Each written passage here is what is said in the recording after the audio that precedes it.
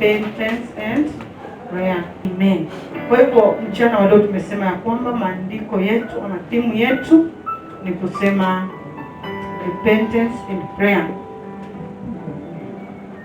What is repentance?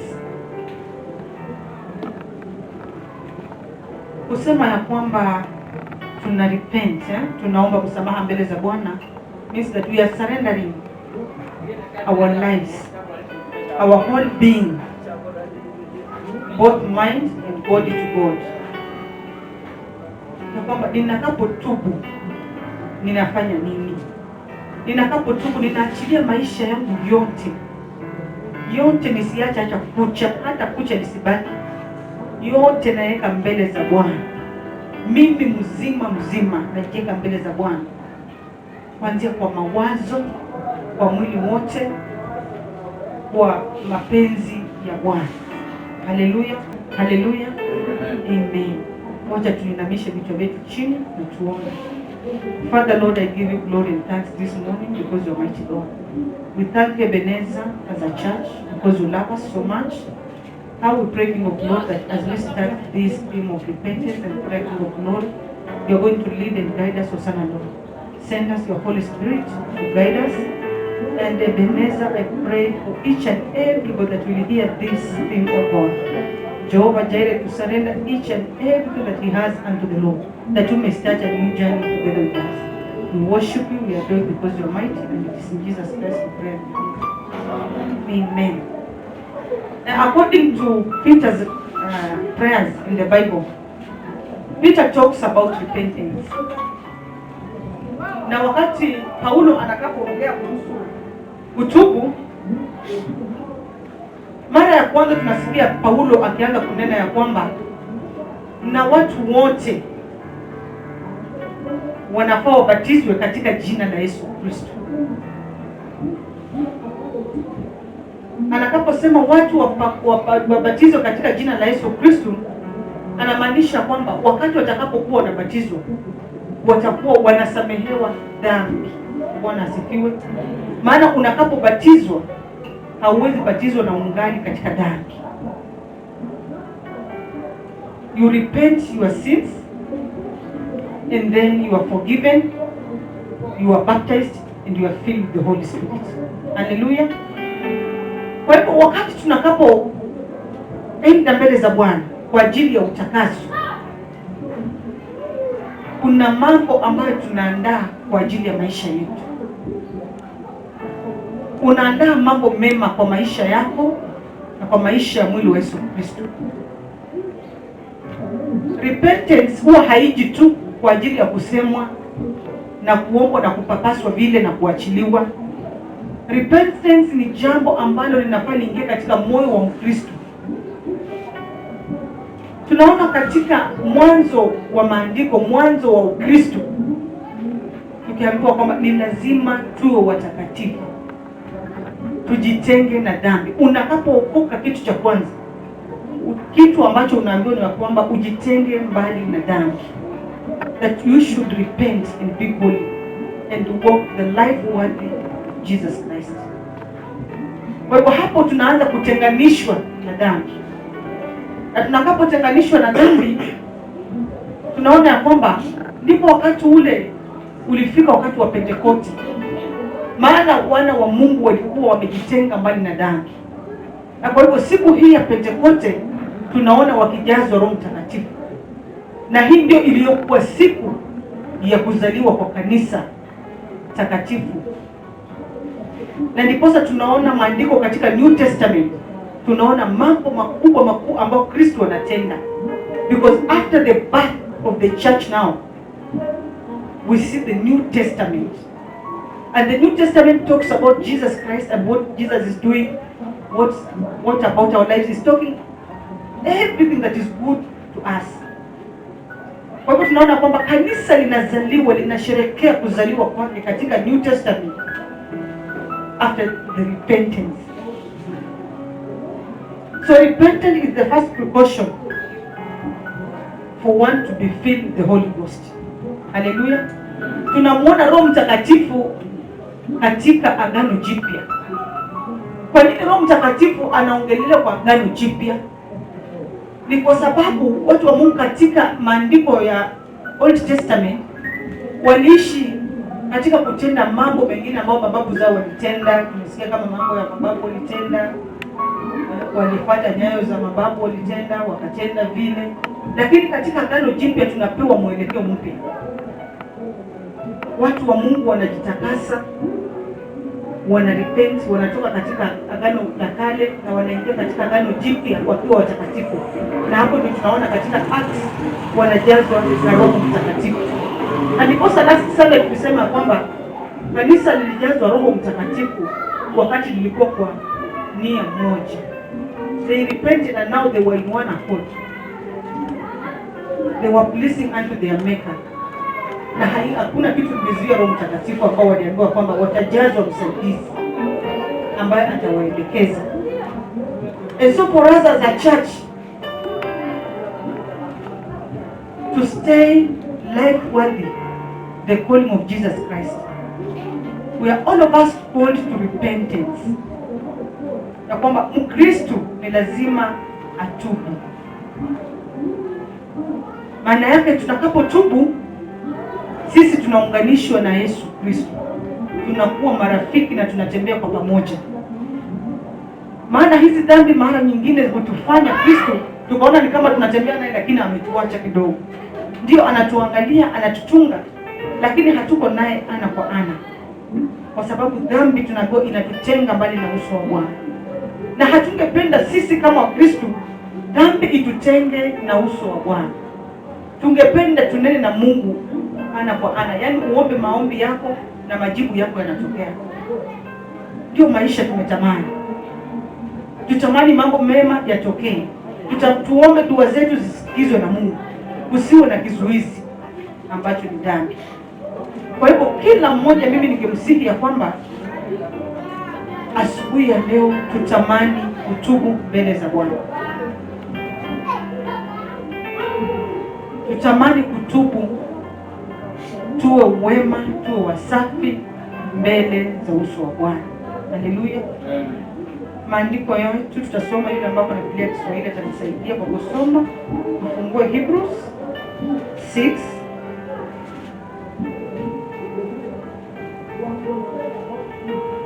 chapter 1. Hebrews 6:1. The Bible says, "So let us stop going over the basic teaching about Christians again and again.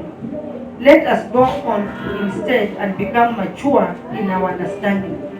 Surely we do not need to start again with the fundamental importance of repenting from evil deeds and placing our faith in God." Inasema hivi: kwa sababu hiyo tukiacha kuyanena mafundisho ya kwanza ya Kristo, tukaze mwendo ili tufikirie utimilifu. Tusiweke msingi tena wa kuzitubia kazi zisizo na uhai na wa kuwa na imani kwa Mungu. Amen. Maandiko yanasema wazi ya kwamba tusiwe tena na wakati wa kuzitubia dhambi zisizokuwa na msingi. Ya kwamba kuna dhambi zingine ambazo hazina msingi ndani mwetu, bali inatuambia kwamba kutubu ni jambo la msingi. Na unakapotubu, kutubu kwako kuna kufanya unakuwa na msingi imara katika imani. Mkristo asiyetubu hana msimamo thabiti katika imani. Imani yake huwa ni ya kutapatapa, kwa kuwa yeye hana msingi kamili. Kwa hivyo asubuhi ya leo, iwapo tunataka kuwa Wakristo ambao wamejengeka katika msingi wa imani, ni lazima tuweke kutubu mbele. Ya kwamba ninapotubu siku baada ya nyingine, Kristo ananisimamisha wima. Na ni kwa mapenzi yako kukataa asubuhi ya leo kutubu ama kukubali kutubu. Ni kwa sababu Kristo anayetubu anajenga maisha yake katika mnara wa imani, naye Kristo atamtetea na kumpigania kila wakati. Vile vile naye pia anayekataa kutubu, akaona kutubu ni kitu cha mzaha, anachagua kusimama na kupitishwa na kuelekezwa katika dhambi.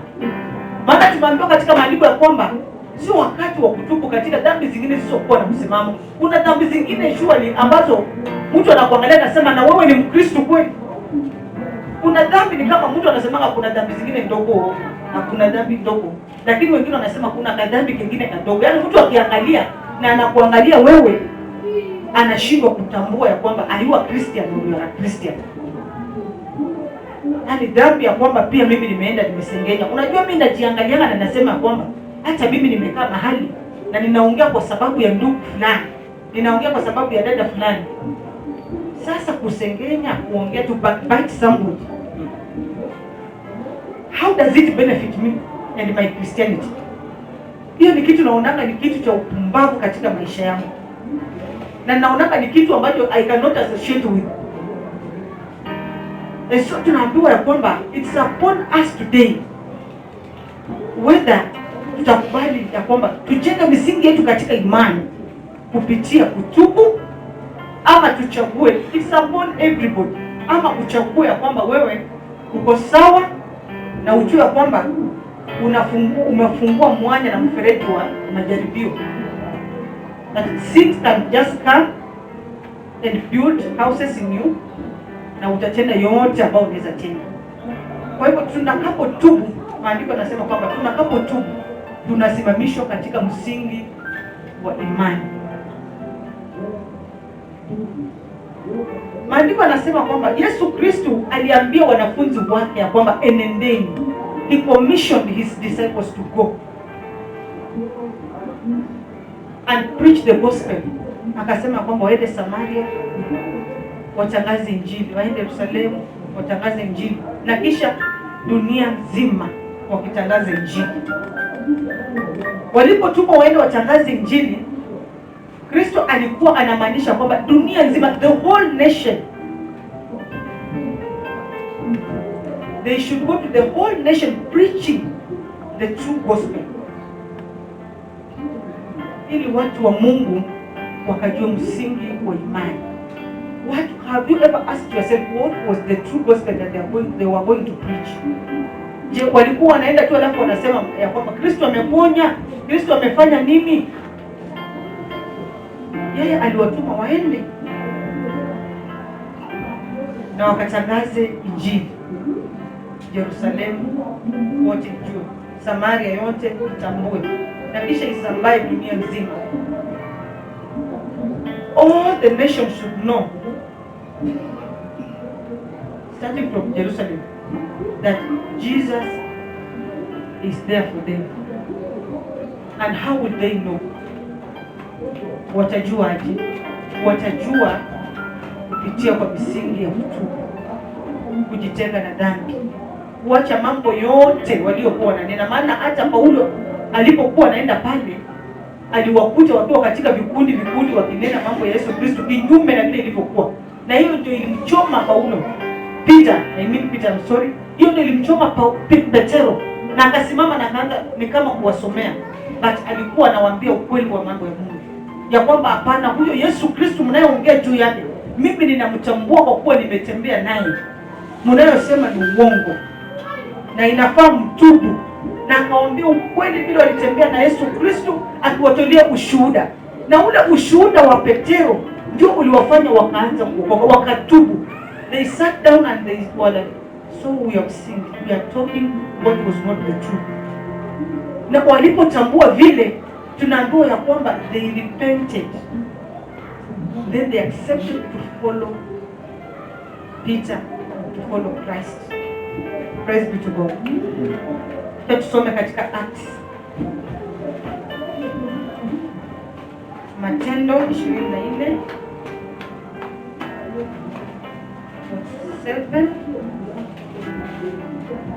Maandiko yanasema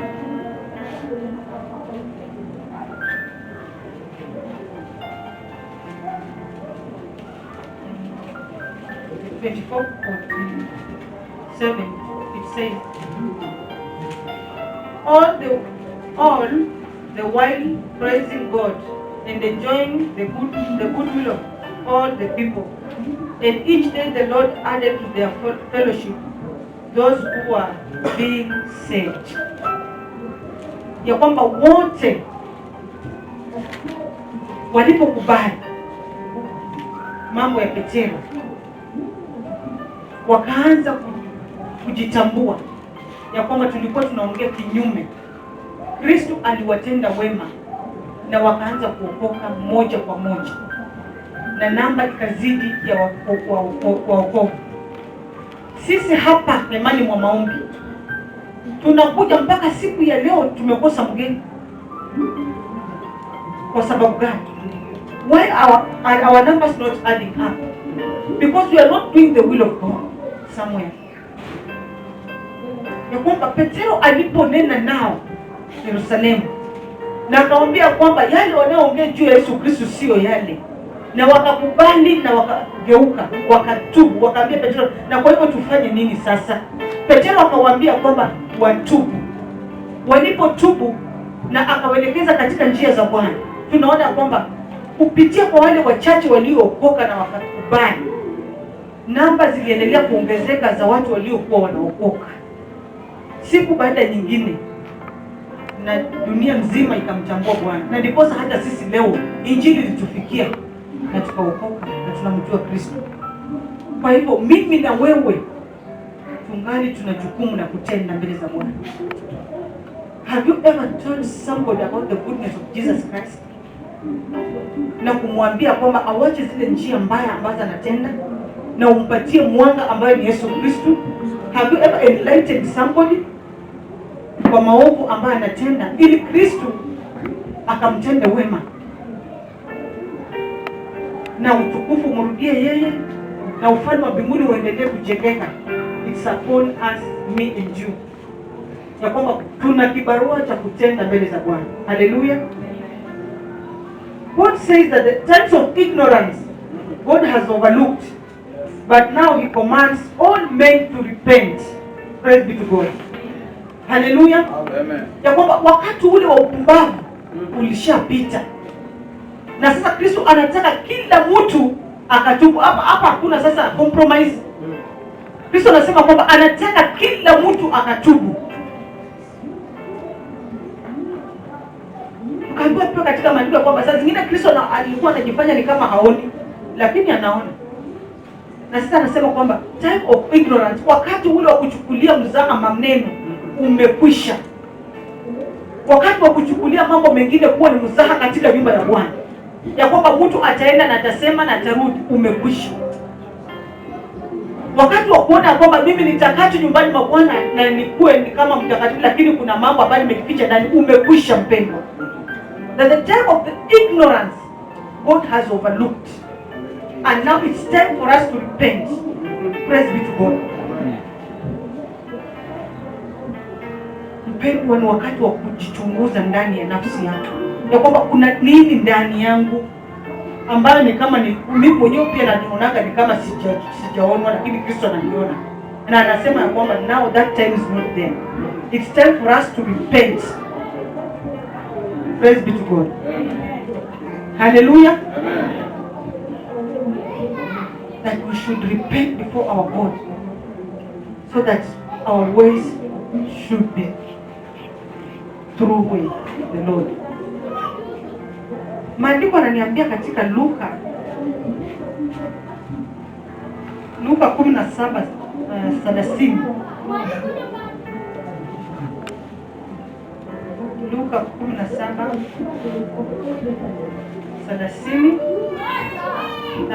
nasema ya kwamba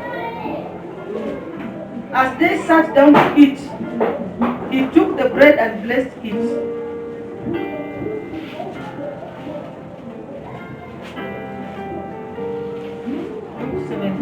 It was not that.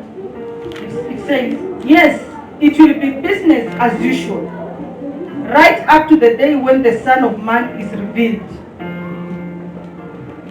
Ya kwamba itakuwa ni jukumu letu kila siku, tangia siku ile ambayo Kristo alinenwa juu ya maisha yetu ya kwamba sisi ni walokole na ni watakatifu.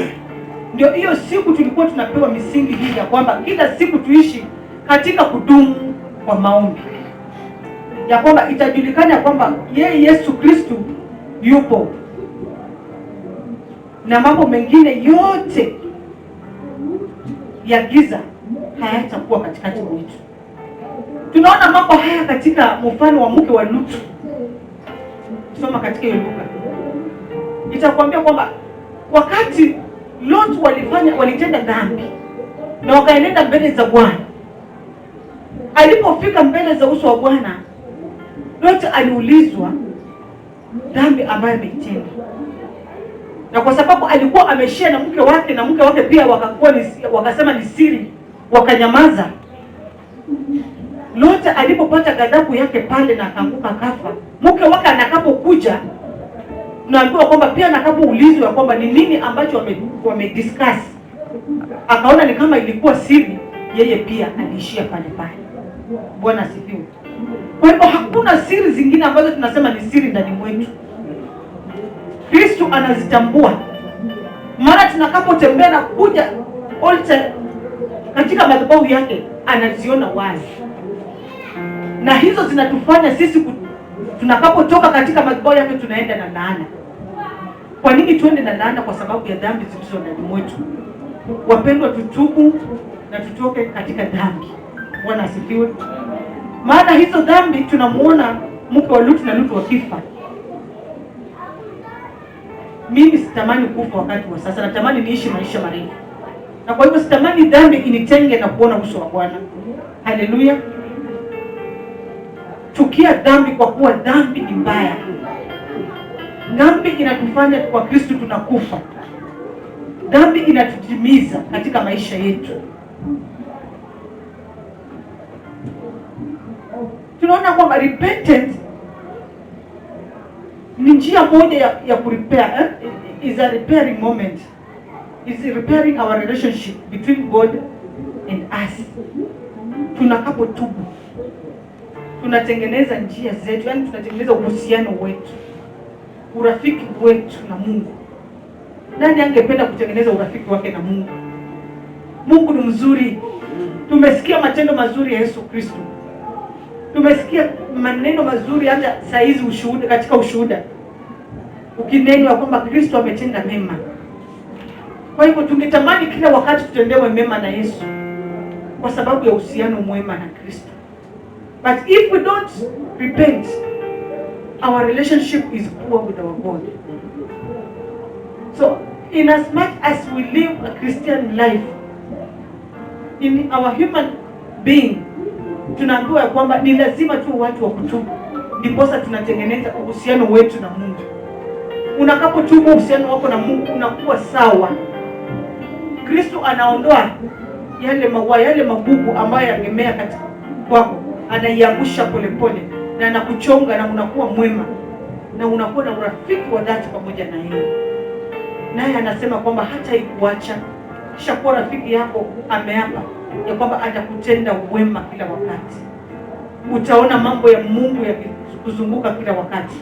Utaishi kumtukuza na kumuishia na kusema yeye anastahili. Haleluya.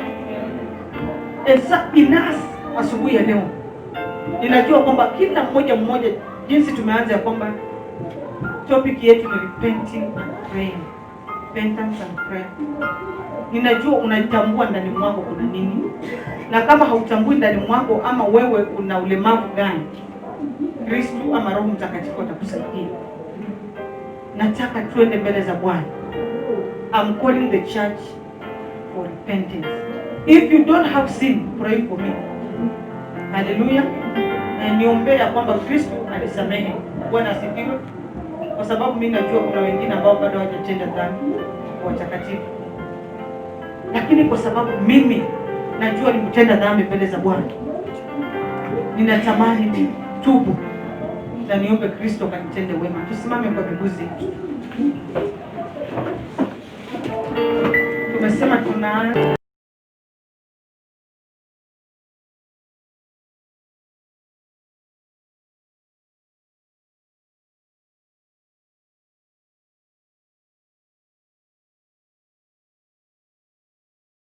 Hivyo basi tunaenda kujifunza vitu vichache. And I know each and every one of us is going to be blessed. Najua kila mmoja wetu atakuwa amebarikiwa. Amen. Amen. From morning, for those who are here, Kuanzia asubuhi kwa wale ambao wamekuwa hapa, just as each and every speaker has said, na kama vile kila mhubiri amesema, we have been walking through repentance and prayer. tumekuwa tukifundishana kuhusu kutubu na kuomba. The whole week we have been walking through repentance and prayer. Wiki zima tumekuwa tukipitia kutubu na kuomba. And so I'm also still going to talk about repentance and Na prayer. hivyo basi nitaongea kuhusu kutubu na kuomba And I pia. know at the end of this sermon, Na najua mwishoni mwa ibada hii each and every one of us will be ready and willing to repent our kila sins to mtu God. atakuwa tayari kughairi dhambi zake kwa Mungu. Amen. Amen. So many of the times, Ni mara nyingi the society has always been judgmental and condemning. jamii imehukumu. It has been always ready to see each and every wrong that a person does. Kila wakati jamii iko tayari kuona makosa ambayo kila mtu anafanya. And many of the times we that we have fallen short of glory have been set aside. Na ni mara nyingi sisi ambao tumepungukiwa na utukufu tumetengwa kando. We have been seen as if people who are cursed and not deserve anything important. Tumeonekana kama watu ambao wamelaaniwa na hawastahili chochote. And this did not just start at this era. Na hili halikutokea kwa majira haya. It was there even in the days of Jesus. Ilikuwepo hata siku za Kristo. And so one thing that I'm going to talk about today, Na hivyo kitu kimoja naenda kusema leo, how did God approach towards this? Mungu alishughulikiaje hili jambo? How did he see us despite the fact on how many saw us? Yeye alituonaje licha ya kuwa watu walikuwa wanatuona na makosa? And so one thing I want to tell us this Hivyo morning, basi jambo moja nataka niwaambie asubuhi ya leo, that it was because of you and me who are sinners kwamba ilikuwa ni kwa sababu yako wewe na mimi tuliokuwa tenda that it dhambi, forced God from above in his throne, ikalazimu Mungu kutoka kwa enzi yake and he told his son and asked him to come here on earth because of us. akamwambia mwanawe aje hapa duniani kwa sababu ya dhambi And zetu. so today I'm trying to bring out the great love and compassion that God had for Na hivyo basi us. leo najaribu kuleta upendo mkuu na rehema ambazo Mungu alikuwa nazo sisi Despite kwetu the sisi fact that the wanadamu. society did not see this love and it was always ready to Isijalishe condemn us. jamii haikuwa inaona upendo huu na walikuwa tayari kutuhukumu.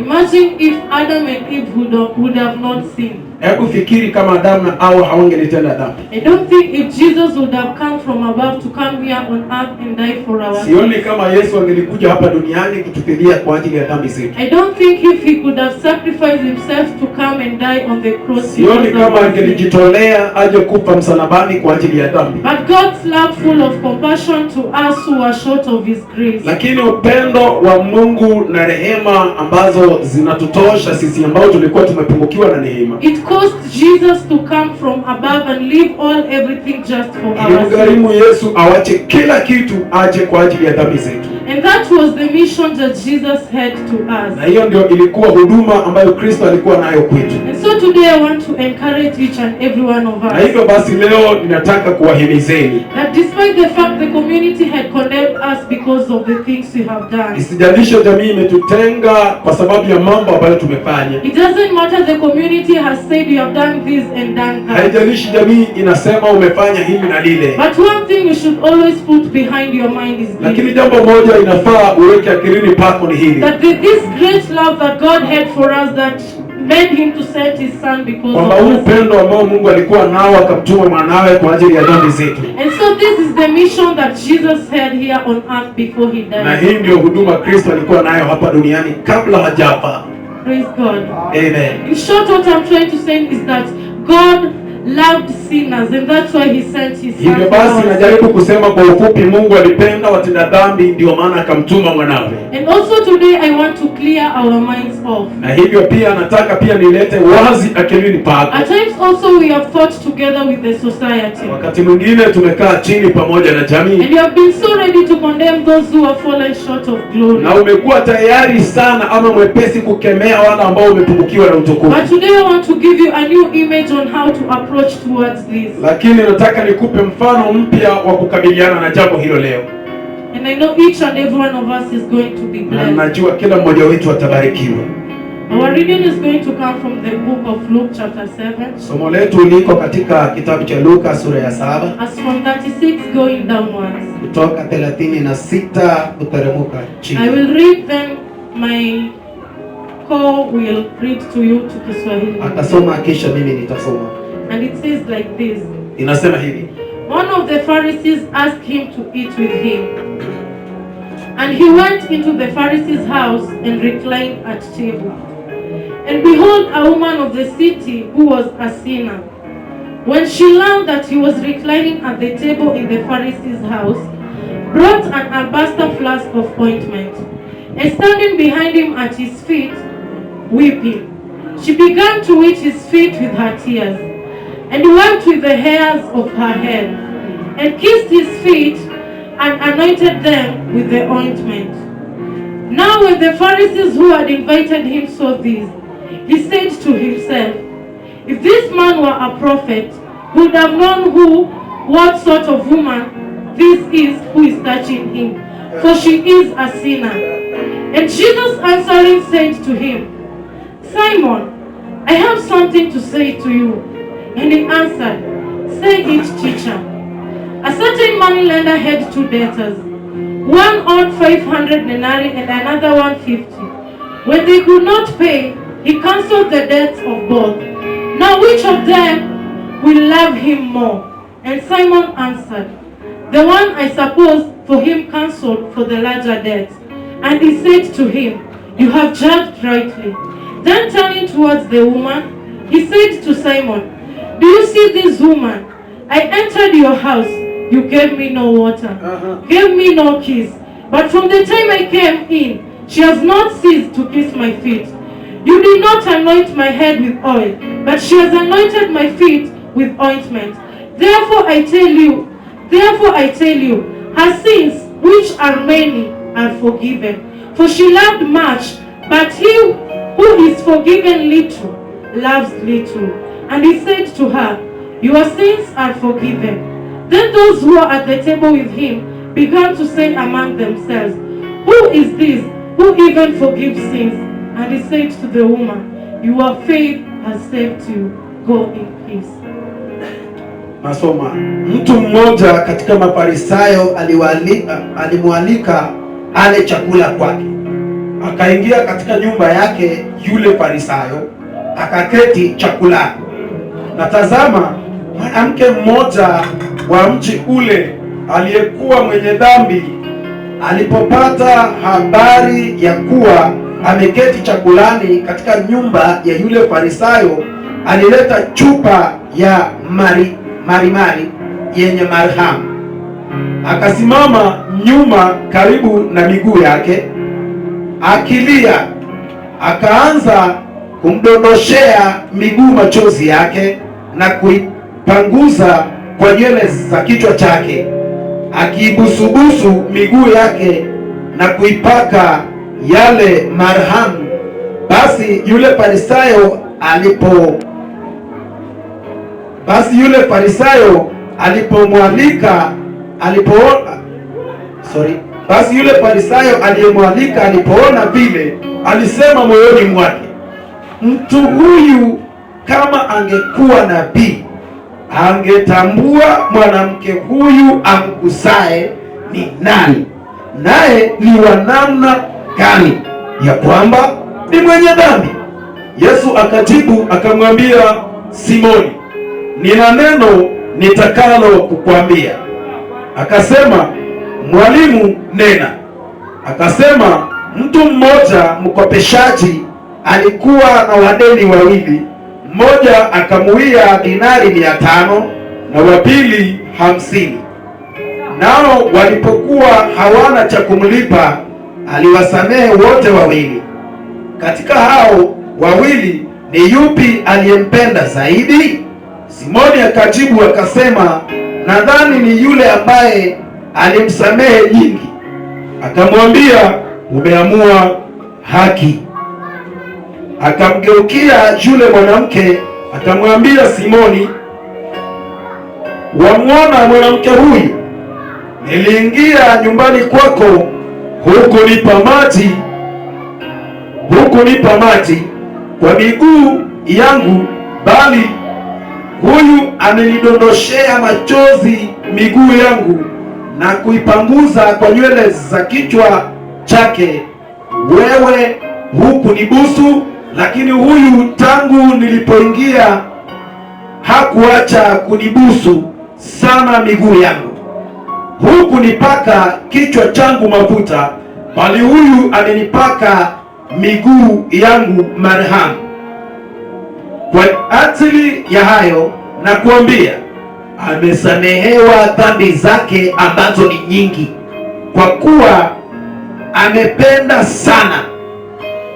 Lakini asamehewaye kidogo hupenda kidogo. Kisha akamwambia mwanamke, umesamehewa dhambi zako. Ndipo wale walioketi chakulani pamoja naye walianza kusema miongoni mwao, ni nani huyu hata asamehe dhambi? Akamwambia yule mwanamke, imani yako imekuokoa, enenda zako kwa amani. Tuombe kwa sababu ya neno.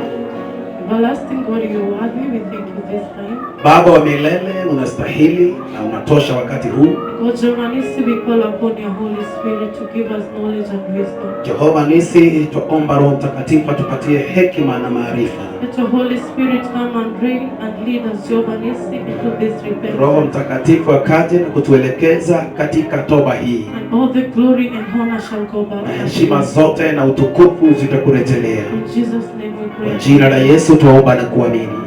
Praise God. Amen. Praise God again. Amen. As from verses 37 it says that Kutoka 37 inasema hivi, that the woman learned that Jesus was going to dine into Simon's house. kwamba mwanamke akapata habari kuwa Yesu anaenda kula chakula nyumbani mwa Simoni. And so when we stress in the word learned, Na basi tunapoangazia neno alipopata habari, it shows that this woman had been watching the steps of Jesus in that time. inaonyesha kuwa huyu mwanamke alikuwa anaangazia ama anaangalia hatua za Kristo wakati. And I think she saw something different from what Jesus was doing and what people were doing at that time. Nafikiri aliona vitu tofauti kwa kile Yesu alikuwa anafanya na watu walikuwa wanafanya wakati ule. And that's why when she learned that Jesus had gone into Simon's house for dinner, Na ndio maana alipopata habari kuwa ameenda chakulani kwa nyumba ya Simoni, she took that risk to walk into the Pharisee's house. alihatarisha kwenda kwa nyumba ya Mfarisayo. Despite the fact that she knew she was a sinner. Isijalishe kuwa alijua yeye ni mtenda dhambi. And she knew by that sinners were being set aside. Alijua wakati ule watenda dhambi walikuwa wakitengwa. And sinners were being associated by themselves and could not associate with others. Na watenda dhambi walikuwa wanajihusisha wenyewe kwa wenyewe, wala sio watu wengine. But she saw something different in the mission of Jesus. Lakini akaona kitu tofauti katika huduma ya She Kristo. saw something different in the ministry of Jesus. Aliona kitu tofauti katika huduma ya Kristo. And what she saw, it was Jesus was accepting all without discrimination. Na alichoona ni kuwa Yesu alikuwa anakubali wote bila kubagua. And that's why she took that risk to walk through into the Pharisee's house. Na ndio maana akaamua kuhatarisha kwenda kwa nyumba ya Farisayo. Praise God. Amen. And when she reached there, the first thing she did was to weep before the feet of Jesus. Naye alipofika kule, kitu cha kwanza kufanya ni kulia machozi miguuni pa Kristo. And she anointed Jesus' feet with the ointment and wiped his feet with his Naye hair. akampaka Yesu marhamu huku akipanguza miguu yake kwa So nywele this zake. verse was bringing out the brokenness of this woman and the humbleness. Na huu mstari unaleta kuvunjika na kunyenyekea kwa huyu mwanamke. Have we been exposed more of how she was regretting on the things that she has Kulia done. kwake kulionyesha alijutia mambo aliyokuwa And amefanya. when she was weeping and wiping Jesus' feet also, Alipokuwa akilia na kupanguza miguu ya Kristo pia, it showed that she understood that there was somewhere where she had gone amiss. ilionyesha kuwa kuna mahali alikuwa amekosa. And so for us this day to go for repentance before God and ask for forgiveness, Na kwa hivyo kwetu sisi kwenda mbele za Mungu na kuuliza msamaha, we have to understand that we have fallen short of glory. lazima tufahamu kuwa tumepungukiwa na utukufu. Because if you don't understand that you are fallen short of glory, you will not find yourself going to the feet of Jesus and Maana usipotambua umepungukiwa na utukufu, hautajipata ukienda mbinguni pa Kristo. because you assume that everything is right. Maana utaona kuwa kila kitu kiko sawa. And so repentance involves understanding yourself that you have fallen short of Na glory. hivyo kughairi kunamaanisha ujielewe kuwa umepungukiwa na And this is utukufu wa what Mungu. this woman had understood. Na hili ndio huyu mwanamke alifahamu. She understood that she has fallen short of glory. Alifahamu kuwa amepungukiwa na utukufu. And that's why she went before Jesus weeping and crying before Ndio him. maana akaenda mbele za Yesu akilia mbele zake, Wiping his feet with his hair and the huku ointment that he had akipanguza applied. miguu yake kwa nywele zake.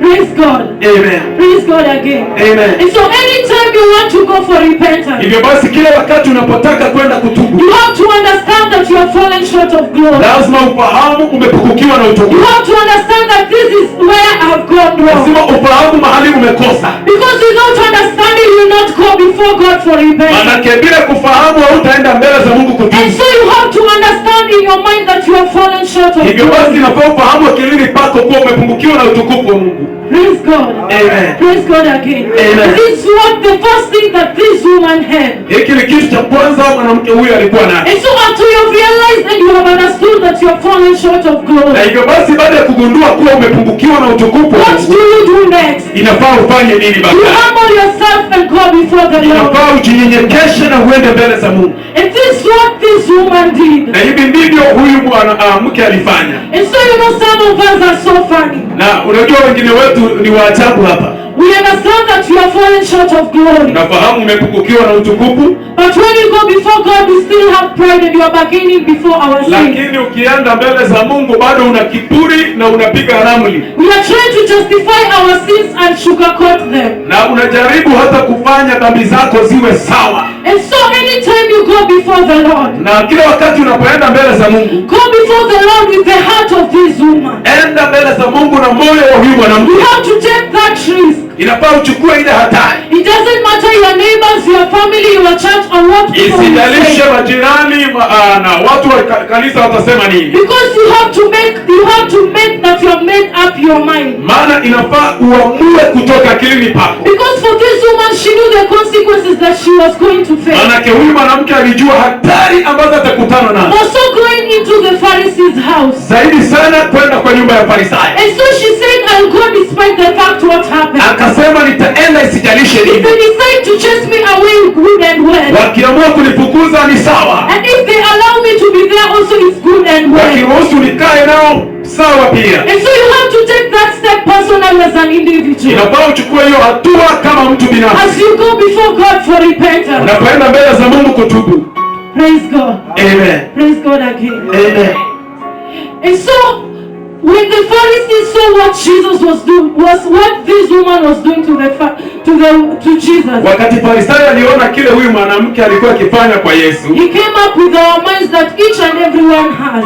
alitokea na akili ambazo kila mmoja wetu ako nazo. He saw that this woman was so sinful and did not deserve to be at this place. Aliona huyu mtenda dhambi hafai kuwa mahali hapa. And many of the times we have put ourselves in those Na ni situations. mara mingi tumejiweka kwa hiyo hali. And you have refused to go before God and ask for Na repentance. umekataa kwenda mbele za Mungu itishe msamaha. Because we see ourselves as if we are not worthy and we don't deserve it. Manake unajiona kuwa haustahili. Or you think, what will people say if I go and do this and Na this? pengine unafikiri watu watanisemaje nikifanya But hivi. Jesus did not come with such a ministry. Lakini Yesu hakuja na huduma kama hiyo. Jesus came with a different ministry on what was used on by those days. Yesu alikuja na huduma tofauti bayana ya siku And the zile. ministry that Jesus came with was the ministry of love. Na huduma ambayo Kristo alikuja nayo ilikuwa huduma ya upendo. And that's why he allowed that woman to do what she was Na ndio doing. maana akaruhusu yule mwanamke kufanya alichokuwa akifanya. And so that's what I want each and every one of us to Na understand. hivyo ndio nataka kila mtu mmoja wetu It aelewe. doesn't matter the magnitude of our sins before our God. Isijalisha wingi wa dhambi zetu mbele za Mungu wetu. But one thing we should put behind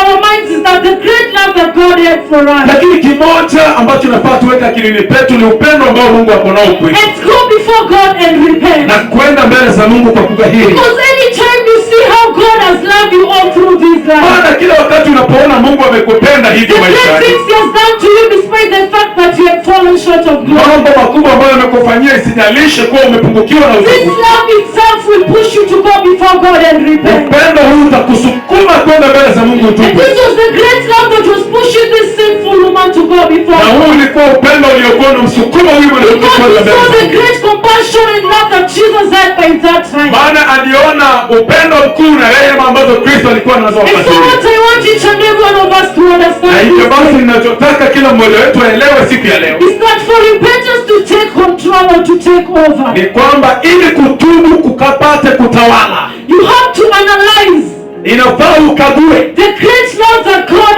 had for you. upendo mkuu ambao Mungu anao You kwako. have to imagine how God had loved you so much despite the fact that you Inafaa have sinned. ufikiri vile Mungu amekupenda zaidi licha ya You kuwa have wewe to see mzee. that magnitude of love that Jesus had secured you. Inafaa uone wingi wa rehema ambazo Kristo And amekuweza any time kukupa. and every moment you think of this love of Na God, kila wakati unapofikiri kuhusu upendo, you find yourself going before God and repent. utajipata ukienda mbele za Mungu kutubu. David realized this, and that's why each and every time he went before God, he Daudi asked for aligundua forgiveness. haya, na ndio maana kila wakati alikuwa akienda mbele za David Mungu was a kutubu. sinner, but God's love was so great Alikuwa upon him. mtenda dhambi, lakini upendo wa Mungu ulikuwa mwingi sana And each kwake. and every time he could sit down and meditate upon the great love of Na kila God, wakati angeliketi chini kutafakari upendo wa Mungu, he found himself lifting up his voice and asking God for forgiveness. alijipata akiinua sauti zake kwa And Mungu this one kuitisha could have msamaha. sustained David all through the years that he Na lived. hilo ndilo lilimsimamisha Daudi siku And zote. this is also what I want each and every one of us to have this Na hilo day. ndio nataka tuwe nalo asubuhi ya leo. Meditate on the great love that God had upon you before. Kutafakari kuhusu upendo mkuu ambao Mungu ako nao. And this will find you,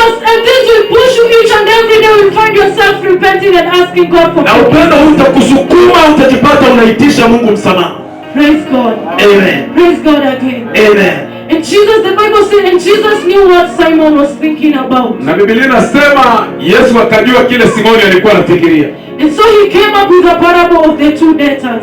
Akatokea na fumbo la wadeni wawili. And one had a 500 debt and other one. Mmoja alikuwa na deni la 500 na mwingine 50 peke yake. And Jesus said, suppose these people were not able to pay. Na Yesu akasema kama hawa watu wawili hawangeweza kulipa haya madeni, And the owner of the money decided to spare them and let na them go. mwenye na mdeni amue kuwasamehe wote, Whom do you think will be so grateful and will love the lender? unafikiri ni nani atafurahia sana na atende mdeni? And Simon was so good at this to judge. Na Simoni alikuwa mzuri sana kuhukumu. And he said that the one with the bigger debt. Akasema yule aliyekuwa na deni kubwa.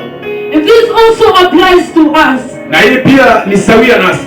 By that time, Jesus was the lender in that period. Wakati ule Yesu alikuwa mkopeshaji, And the two debtors were Simon and the sinful woman. na wadeni walikuwa Simoni na mwanamke And the one who had the 500 debt was the sinful woman. na yule aliyekuwa na 500 alikuwa yule mwanamke mtadadani, And Simon was the one who was having the 51. na Simoni keherehere alikuwa na 50. And by that time, Simon being the Pharisees knew he was righteous. Na wakati ule Simoni alijua yeye ni mtakatifu, But this sinful woman had understood that he was a sinful woman. lakini mwanamke mtadadani alijua yeye ni mtadadani, And so he was the one who was having the 500 debt. na hivyo basi akawa na deni la And 500. so when the lender forgave them, he was so much grateful. Wakati mkopeshaji aliwasamehe akafurahia sana. And this also applies to our lives this day. Ni sawa pia na maisha yetu siku ya leo. Many of the times maybe we have been charged by those who have 50 debts.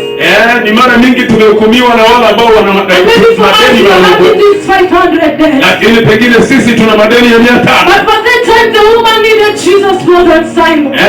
Na mwanamke yule alitaka Yesu sana kuliko Simoni, And that's why he was the one who was having the bigger debt. na ndio maana alikuwa na deni kubwa. Because he knew without Jesus I would not be able to pay this debt. Alijua bila Yesu siwezi lipa hii deni, And that's why he said he went before him and cried and weeping with na ndio tears. maana alienda mbele zake kwa machozi, Because he knew the debt that was before him she could not afford. maana alijua deni alilokuwa nalo lilikuwa kubwa kwake. Simon was so ready to judge because he saw himself as a righteous man. Na Simoni alikuwa tayari kuhukumu, maana alijiona And kuwa mwenye haki. furthermore, he was a Pharisee and he never needed Jesus. Na zaidi ya yote alikuwa Mfarisayo, hakutaka Yesu. Bearing in mind that by those times the Pharisees and Jesus were never hand in hand. Wakati ule Mafarisayo na Yesu hawakuwa sawia, And so it was not so that important to him as it it was for the Na woman. hivyo basi haikuwa ya muhimu sana kwake kama yule mwanamke.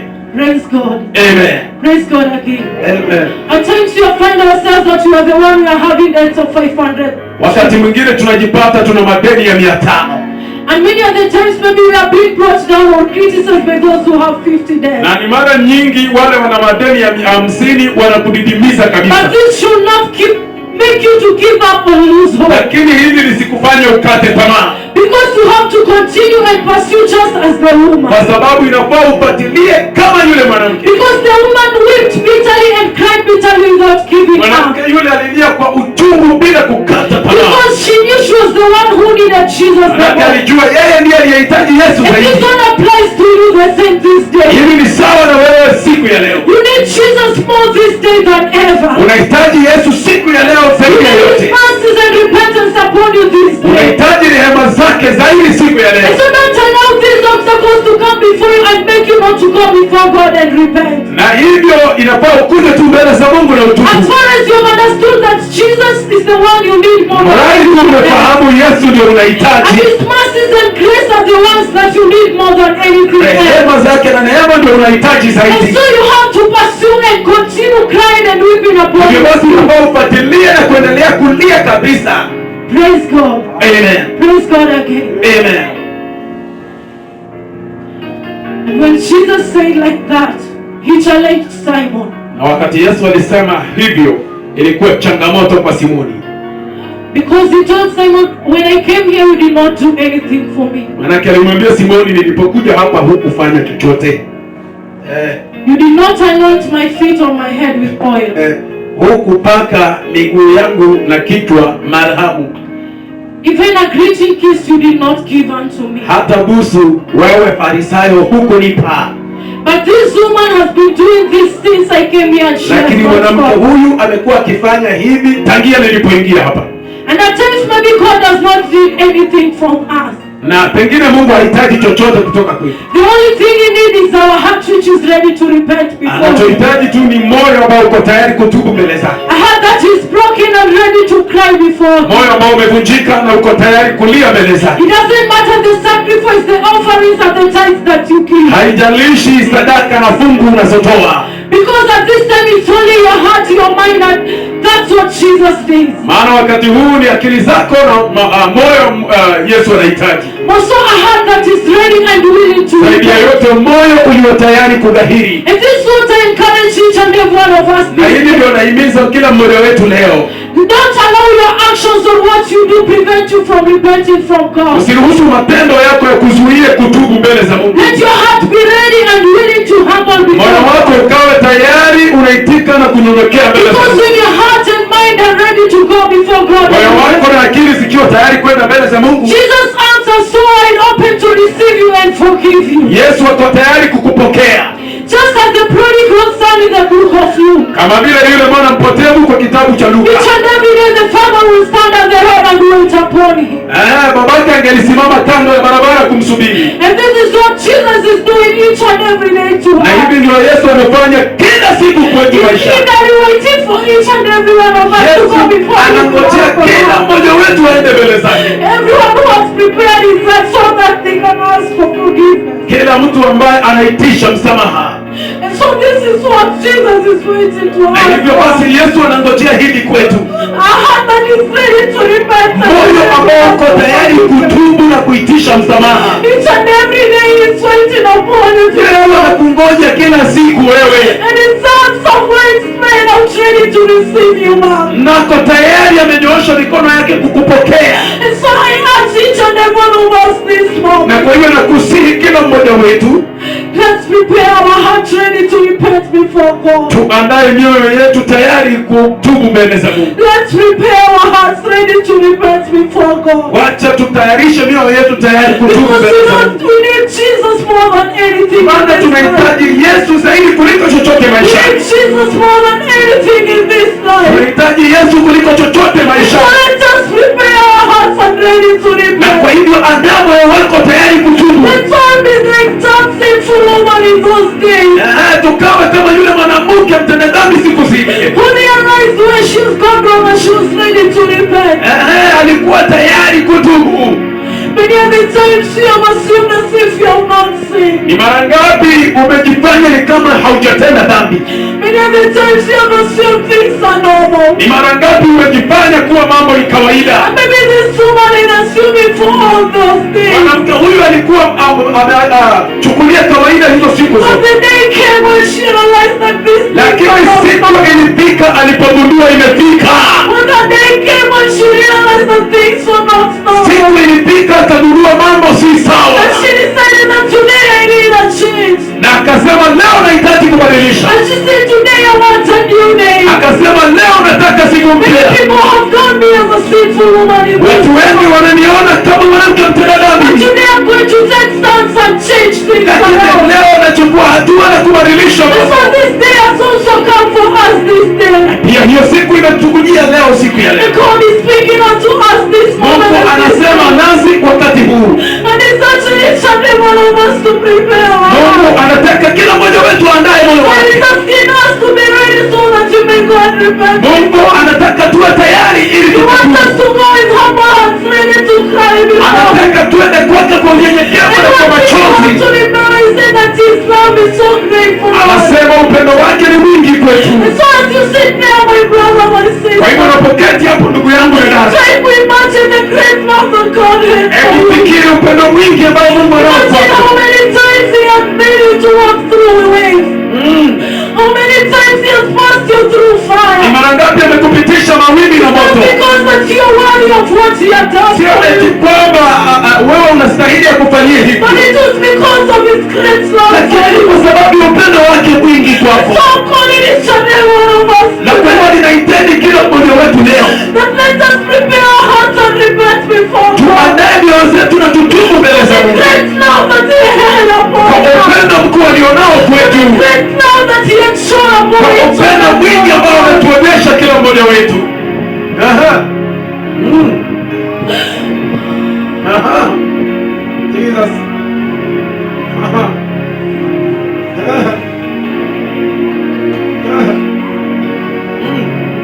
And Jesus told this woman that your sins are forgiven. Na Yesu akamwambia huyu mwanamke, dhambi zako zimesamehewa. And people started to wonder who is this that He even forgives. Watu wakaanza kushangaa, nani huyu ambaye hata anasamehe dhambi? And Jesus said to the woman, Yesu akamwambia mwanamke yule, your faith has saved you. imani yako imekuponya, Go in peace. enenda kwa amani.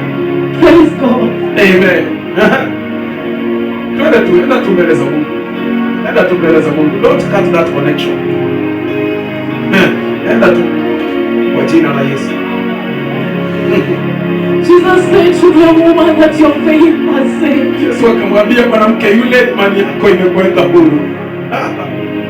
The woman believed when she cried to God, cried to His feet, Mwanamke aliamini alipokuwa miguuni pa Kristo akilia. weeping and wiping His feet with hair. Akilia na kupanguza miguu zake kwa nywele. He believed that Jesus was going to forgive him. Aliamini Yesu anaenda kumsamehe. God Almighty. He believed that Jesus was going to set him free. Aliamini Yesu anaenda kumweka huru. He believed that Jesus was going to set him from the captivity that she was. Aliamini Yesu anaenda kumtoa utumwani.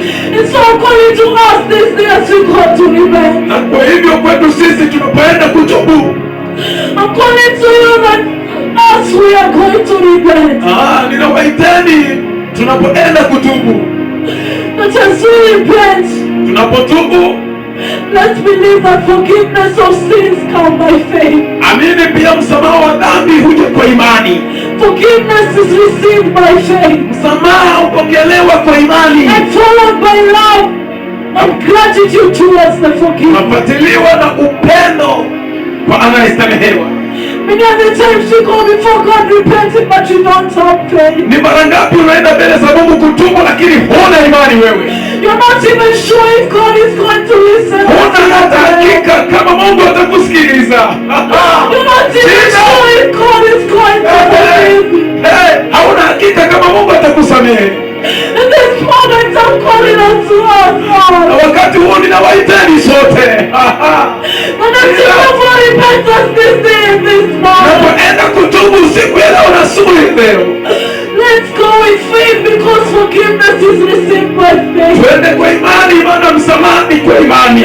And that's why Jesus told the woman that your faith has saved you. Ndio maana Yesu akaambia mwanamke, kwa imani yako imekuokoa. It was not the actions that the woman was doing, Sio matendo ambayo mwanamke alifanya, but the faith that she had inside her. It was the one that imani iliyokuwa ndani yake ilimweka huru. And so I'm calling each and every one of us this day. Na kwa hivyo ninawaiteni kila mtu popote ulipo, That let us go with faith before God. twende mbele za Mungu kwa imani jamani. That let us go before God and ask for forgiveness. Twende mbele za Mungu na tuitishe msamaha kwa jina la Let us Yesu. go before God and ask for Twende forgiveness. mbele za Mungu tuitishe msamaha And jamani. let's carry our faith with us as we ask for forgiveness. Twende na imani tunapoitisha msamaha. Let us carry our faith as we go for repentance. Tubebe imani yetu tunapoenda kuomba msamaha. And our faith is going to save us this Na day. imani yetu itatuokoa siku ya leo. Our faith is going to save us this morning. Imani yetu itatuokoa wakati huu. Our faith is going to save us this day. Imani yetu itatuokoa siku ya leo. And we'll be forgiven of our sins. Na sisi tutasamehewa makosa yetu. I'm Jehova telling tusamehe. Jesus was trying to bring the great love that he had for us. Despite the fact that great love that Jesus had for us, you have to carry your faith with you. Isijalisha upendo mwingi wa Yesu aliyokuwa nao, inafaa ubebe imani yako wewe. The great love is there, but you also have to go with your faith. Upendo mkuu uko pale, lakini lazima uende na imani ili usamehewe. And so I want us to know this thing that Jesus loved us so much. Yesu alitupenda sana. And that's why he came so that he can die because of Na us. ndio maana alikuja akope kwa ajili ya dhambi zetu. And when you read in Luke chapter 5 verse 32, it says this, Unaposoma Luka 5:13 inasema, that Jesus answered the Pharisees and said, Baba Yesu aliuliza Mafarisayo na kusema, I did not come to seek those who are righteous, hakuja kutafuta watakatifu, but he came for us who are sinners. lakini alikujia sisi tuliokuwa watenda dhambi. And so the main reason Jesus came was because of you and Na me. hivyo basi sababu ya Yesu kuja ilikuwa yako wewe na mimi. And he wanted us to repent. Naye alitaka tutubu. The great love that Jesus had for us. Upendo mwingi ambao Kristo alikuwa nao kwetu. And so as you sit there trying to imagine the great love that Jesus Kwa had, hivyo unapoketi jaribu kutafakari kuhusu upendo mkuu. as you repent before God, see the great love that Jesus had for you. Unapotubu mbele za Mungu, ona huu upendo mkuu ambao Kristo ako nao kwako. It was this great love that saved John. Ilikuwa huu upendo mkuu uliomwokoa Yona. When John had sinned before God and did not want to do what God had done. Alipokuwa ametenda dhambi mbele za Mungu na hataki kufanya mapenzi ya Mungu. John understood that she has John 4 has fallen short Na of Yona God. akafahamu amepungukiwa na utukufu wa Mungu. And many of us maybe act the way John was. Wengi wetu pengine tuko kama Yona. We try to hide things before repenting before God. Tunajaribu kuhepa mambo kabla ya kugahiri mbele za Because Mungu. Jonah chose to throw himself into the Na ndio maana Yona akaamua kujitupa baharini. But the great love that God had for him, Lakini upendo mwingi ambao Mungu alikuwa nao kwake. the great love that Jesus had for him, Mimi ni nani Mungu? will not allow God to allow Jonah to die. Mungu hakuruhusu Yona akufe. Because God does not rejoice in the death of a sinner. Kwa sababu Mungu hafurahii kifo cha mtenda dhambi. And that's why he sent the big fish so that Jonah could be saved. Na ndio maana akatuma samaki mkubwa ili Yona aokoke. And after 3 days in the belly of the Na fish, baada ya siku 3 tumboni mwa samaki, Jonah meditated on the great love of Yona God. alitafakari upendo mkuu wa Mungu. And Jonah found a space in the belly of the Na fish. Yona akapata kanafasi kadogo ndani ya tumbo ya samaki. And he lifted his voice up to God. Akainua sauti yake kwa Mungu ndani ya tumbo la samaki. And he asked for forgiveness from Akaitisha God. msamaha kutoka kwa Mungu. And so wherever you are, Hivyo basi popote umeketi na popote ulipo, find a space and lift your voice. pata nafasi kidogo uinue sauti yako kwa Mungu. Find a space and lift your voice to God. Uinue sauti yako kwa Mungu. Imagine of the great love upon your life. Tafakari kuhusu upendo mkuu juu ya maisha yako. And ask God na uitishe msamaha.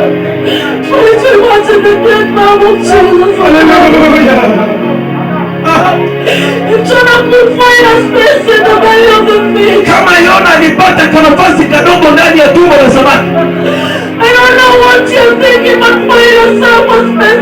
Sijui unafikiria nini, lakini pata kanafasi kadogo mbele za Mungu.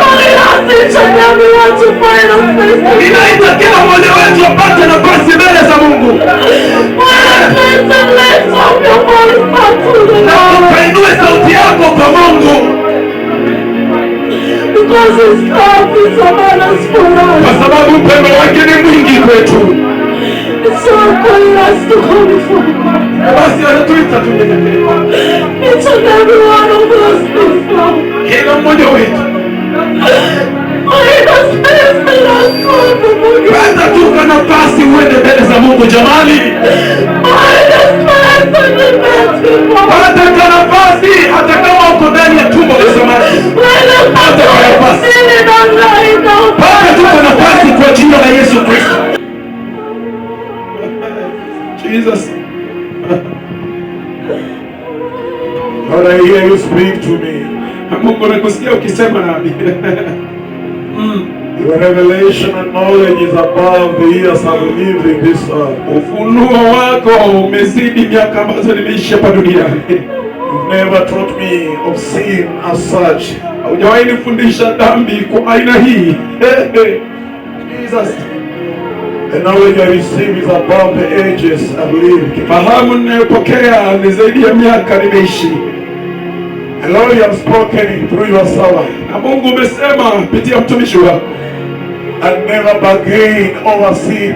Kwamba usipige ramli kuhusu dhambi. Do not bargain over your sin. Usipige ramli kuhusu dhambi zako. When I sin, I have no any bargain or price. Wakati nimetenda dhambi sina lingine but to confess before God. Lakini kukiri hizo dhambi mbele za Mungu. It's not a commodity on market to bargain. Sio kifaa ambacho kinauzwa ili upige ramli. If I bargain of the sin I've committed, nikipiga ramli kwa dhambi nimetenda, I'm belittling the love of Christ over me. Ninadunisha upendo wa Kristo juu yangu. Help us, help me, King of Glory. Nisaidie mfalme wa utukufu. Never to bargain over sin. Nisipige biashara kwa dhambi. But to discover short of glory. Lakini nikagundue kupungukiwa kwa utukufu.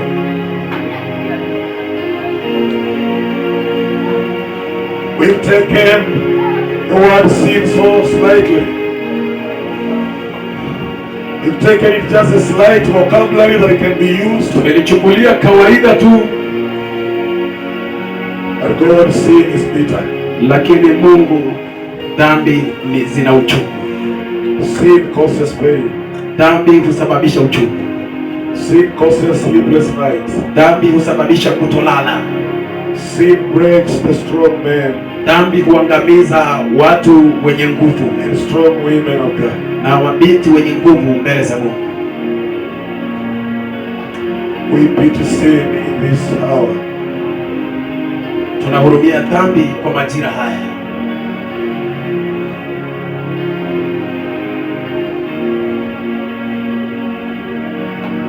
I hear Paul your servant say. Ninasikia Paulo mtumishi wako akisema, I don't really understand myself. Sijifahamu mimi mwenyewe. For what I want to do. For what I want to do. Kwani ninachotaka kukifanya, I don't do it. Sikifanyi. Instead that which I hate. Badala kile ambacho ninachukia, is the thing I found myself. Hicho ndio kitu najipata nikifanya. But if I know that what I am doing is wrong. Lakini nikijua kuwa ninachokifanya ni kibaya. It shows that I agree that the law is good. Onyesha kuwa Mungu, ninakubali Mungu ni mwema. So I'm not the one doing wrong. Si mimi nitendaye mabaya. It is sin living in me. Ni dhambi iishio ndani yangu. And does it. Ambayo inaitenda. Paul was lifting the name of God Almighty. Paulo alikuwa anainua jina la Mungu mkuu. Of the actions of the things that are happening around kwa matendo ambayo yalikuwa yakifanyika karibu naye. He said, God, why? Akasema, Mungu, kwa nini? I hate them. I hate such things. Ninachukia vitu kama hivi Mungu. And I find myself there. Lakini najipata hapo. I don't understand myself. Sijifahamu ni nini kinafanyika. Help me to understand myself. Nisaidie kujifahamu mwenyewe. Help the church of the Lord to identify itself. Saidia kanisa la Mungu kujielewa. You say King of Glory again. Umesema mfalme wa utukufu tena. You didn't come for the righteous. Haukujia wenye haki, But you came for sinners. bali ulikujia watenda dhambi. And you may redeem them. Ili ukawakomboe. And you don't take glory in death of innocent. Na haufurahii kifo cha mtenda dhambi.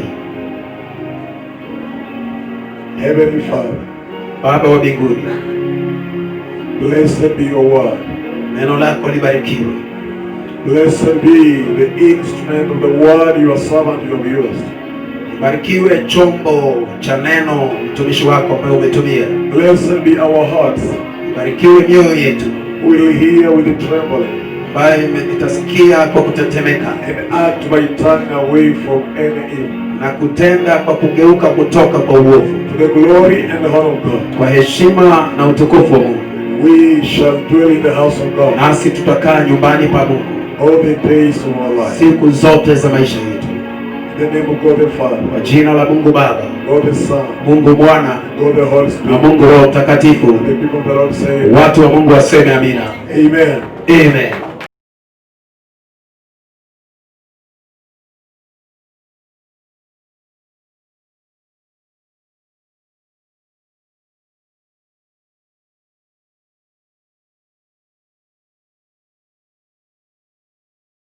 We are still doing repentance this evening. Na bado tunaangazia kutubu jioni ya leo. My theme sermon this evening is divine cleansing. Mada yake ni baraka za kiungu. Many of our time we're doing cleaning at your home. Mara nyingi umefanya kwa tumaini lako. As you will celebrate here, most of people have sweat. Umesherehekea hapa na wengi wametoa kijasho chembamba. When you go home, the first thing you'll take out that cloth and wash it. Kitu cha kwanza ukienda nyumbani utavua hilo vazi And another thing, you'll wash those clothes. na utaosha hayo mavazi. Let's pray. Tuombe. Father Almighty God, Baba Mungu mkuu, we thank you this evening kushukuru magharibi ya leo that you are so kind and merciful to us. kwamba wewe ni mpole na mwenye rehema kwetu, That you are still speaking to us even now. na kwamba bado ungali unasema nasi hata sasa. But where 2 or 3 have gathered in your name, you are in your presence. Hali ambapo wawili au watatu wamesanyana kwa jina lako uko hapo. And Lord, we have trust in you that you are with us in this Na place. Mungu tunatumai kwamba pamoja nasi mahali hapa. So we just pray that Lord, let your Holy Spirit make us to understand. Tuomba kuwa Mungu Roho wako atufanye tuelewe. And to be that what your word wants us to be. Na tukawe kile neno lako linasema tuwe. And glory and honor shall be unto you. Sifa na utukufu zitakuwa kwako. In the name of the Father, Kwa jina la Mungu Baba, the Son, Mungu Mwana and the Holy Spirit. na Mungu Roho Mtakatifu. We pray. Tuomba. Amen. Amen. So they are take to know what is cleansing. Tunataka kujua kusafishwa ni nini. It's something that we do it regularly in our Ni places. kitu tunafanya kila wakati nyumbani kwetu. When you get a stain on the table, on the cloth, anything, Ukipata uchafu kwa meza ama kwa kiti ama kwa chochote kile, it's part of our daily life that we do. ni sehemu ya kazi zetu za kila siku ambazo So I look and say in our life as a Christian we also need cleansing. Kwa hivyo nitatazama maishani mwetu na niseme tunahitaji kusafishwa. And how do you get this cleansing in Na Christian life? utapataje kusafishwa katika maisha ya Kristo? So therefore cleansing for a Christian is through repentance. Kusafishwa kwa Mkristo ni kupitia kugahiri. That's the only way you can do cleansing. Hiyo ni njia pekee unaweza fanya kusafishwa. Therefore cleansing is organizing of something. Kwa hivyo kusafisha ni kupangilia kitu. That which is dirty, Kile ambacho ni kichafu unpleasant, na hakipendezi, or evil means to make them free from it. ama kukitoa kwa uchafu. So we have also biblical understanding of cleansing. Kuna pia maana ya kusafisha kwa Biblia. That is means to purify, for being purified from guilty. Ambayo inamaanisha kutakaswa kutoka kwa dhambi. And when you go to the book of 1 John chapter number 1 verse 7. Ukienda kwa waraka wa kwanza wa Yohana sura ya kwanza mstari wa 7. That portion has extract an element of cleansing. Hiyo sehemu ina kipengele cha kusafishwa. And when you continue reading down there, you find what says. Na ukiendelea kusoma pale chini utapata kile kitu ambacho kinasema that all of us we are sinners. Kwamba sisi sote ni watenda dhambi. And if we say we have no sin, we deceive ourselves. Na tukisema hatuna dhambi tunajidanganya. And the truth is not in us. Na ukweli haumo ndani mwetu. Therefore we need cleansing. Kwa hivyo tunahitaji kusafishwa. To purify ourselves. Kutakaswa. To purify our inner humanity. Kutakasa mtu wa ndani. Leave alone the outlook we have every day. Wachana na mtu wa nje tulivyo kila siku. That which no human understand, mere human cannot see. Yule ambaye mwanadamu wa kawaida hawezi ona. It's only God who can see that. Ni Mungu peke yake anaweza ona hiyo. And it's me who know how I am. Na ni mimi ni juae nilivyo. My brother, my sister doesn't understand my way. Ndugu yangu au dada yangu hajui njia zangu. These are just a mask that we put on like clothes. Kwa hii ni barakoa tu ambayo tunavalia kama vazi. So we need a spiritual cleansing. Kwa hivyo tunahitaji kusafishwa kiroho. And it's through repentance. Ni kupitia kwa kutubu. Therefore, repentance is orientation involving the judgment upon the past. Kugahiri ni kujutia mambo ambayo tumepitia. Deliberate upon redirection upon the future. Ili kuwa na hatima nyingine tofauti. This is where you walk on a life and you make a stop. Unakuwa na maisha na unasimama wakati mwingine. You start thinking about how is your life going. Unaanza kufikiria kwani maisha yangu yanaendelea. The things that you have been doing. Vitu gani nimekuwa nikifanya. It comes in your mind. Huja katika akili zako. Then it comes into your heart. Na kisha baadaye moyoni. Then the following, what follows is action that you take. Na kinachofuata ni tendo unalochukua. What do you want to do? Unataka kufanya nini? Do you want to continue on your way? Je, unataka kuendelea kwa njia yako? Or you want to find another way that is sweeter? Ama unataka kupata njia nyingine iliyo nzuri? That we need first of all to get it in our heart. Lakini inafaa ianzie kilindini mwa moyo. It comes in our mind. Ikaje katika akili. And then action take place. Na kisha kitendo hutendeka. Therefore our sinful life has made us offensive to God. Maisha yetu ya dhambi yametufanya tuwe bila kinga kwa Mungu. That God has wrath on us. Na Mungu ametukasirikia. The way we behave ourselves. Tulivyo na tabia. The way we socialize with one another. Ile tunavyohusiana na wenzetu. The way we worship. Ile tunavyoabudu. We have allowed the sinful nature to rule in us. Tumeruhusu dhambi ituangamize. And when you go to the book of Romans chapter number 1. Na ukienda kwa kitabu cha Warumi sura ya kwanza. Verse 18. Mstari wa 18. And to 32. Hadi 32. There is an interesting story there. Kuna hadithi inayopendeza pale. Paul exposing this story to Romans people. Paulo anasemezana na Waroma hii hadithi. Maybe some of them they have some ideologies. Pengine wengine wao wana miungu yao. That sin is different with the relationship with God. Na pengine wanajua dhambi ni kitu tofauti. So they continue to do their things. Kwa hivyo wataendelea kufanya mambo yao. But Paul came with another understanding. Lakini Paulo akakuja na fahamu nyingine. That when you sin you make God become angry. Kwamba ukitenda dhambi unamkasirisha Mungu. But one thing, God is faithful God. Lakini Mungu ni Mungu mwaminifu. And is so kind. Ni Mungu mpole. But when we repent our sin, He's ready to forgive us. Tunapokiri dhambi zetu, yu tayari kutusamehe. That's why in the creation when man fall. Na ndio maana tangia mwanadamu alipoanguka, God is still pouring His compassion on us. Bado Mungu anamwaga rehema zake juu yetu. He's still loving us. Bado anatupenda. His intention was not us to perish. Lengo lake sio sisi kuangamia. But deliberately saved from our sinful ways. Lakini kutuokoa kwa njia zetu za dhambi. Therefore this portion is long, but I'll just pick some of it. Sehemu hii ni ndefu, lakini nitachukua kipengele kidogo. Maybe I'll start from verse 24. Pengine nitaanzia mstari wa 24. So God abandoned them to do whatever shameful things their heart desire. As a result, they did vile and degrading things with each other bodies. They traded with truth about God for a lie So they worshipped and said the things God created instead of Creator himself, who is worthy of eternal praise. Amen. That is why God abandoned them to their sinful desires. Even the woman turned against natural way to have sex and instead indulge in sex with each other. And men, instead of having normal sexual relationship with women, burned with lust for each other. Men did shameful things with other men, and as a result of sins, they suffered within themselves the penalty they deserved. Since they thought it is foolish to acknowledge God, He abandoned them to their foolish thinking and led them to do things that they should never be done.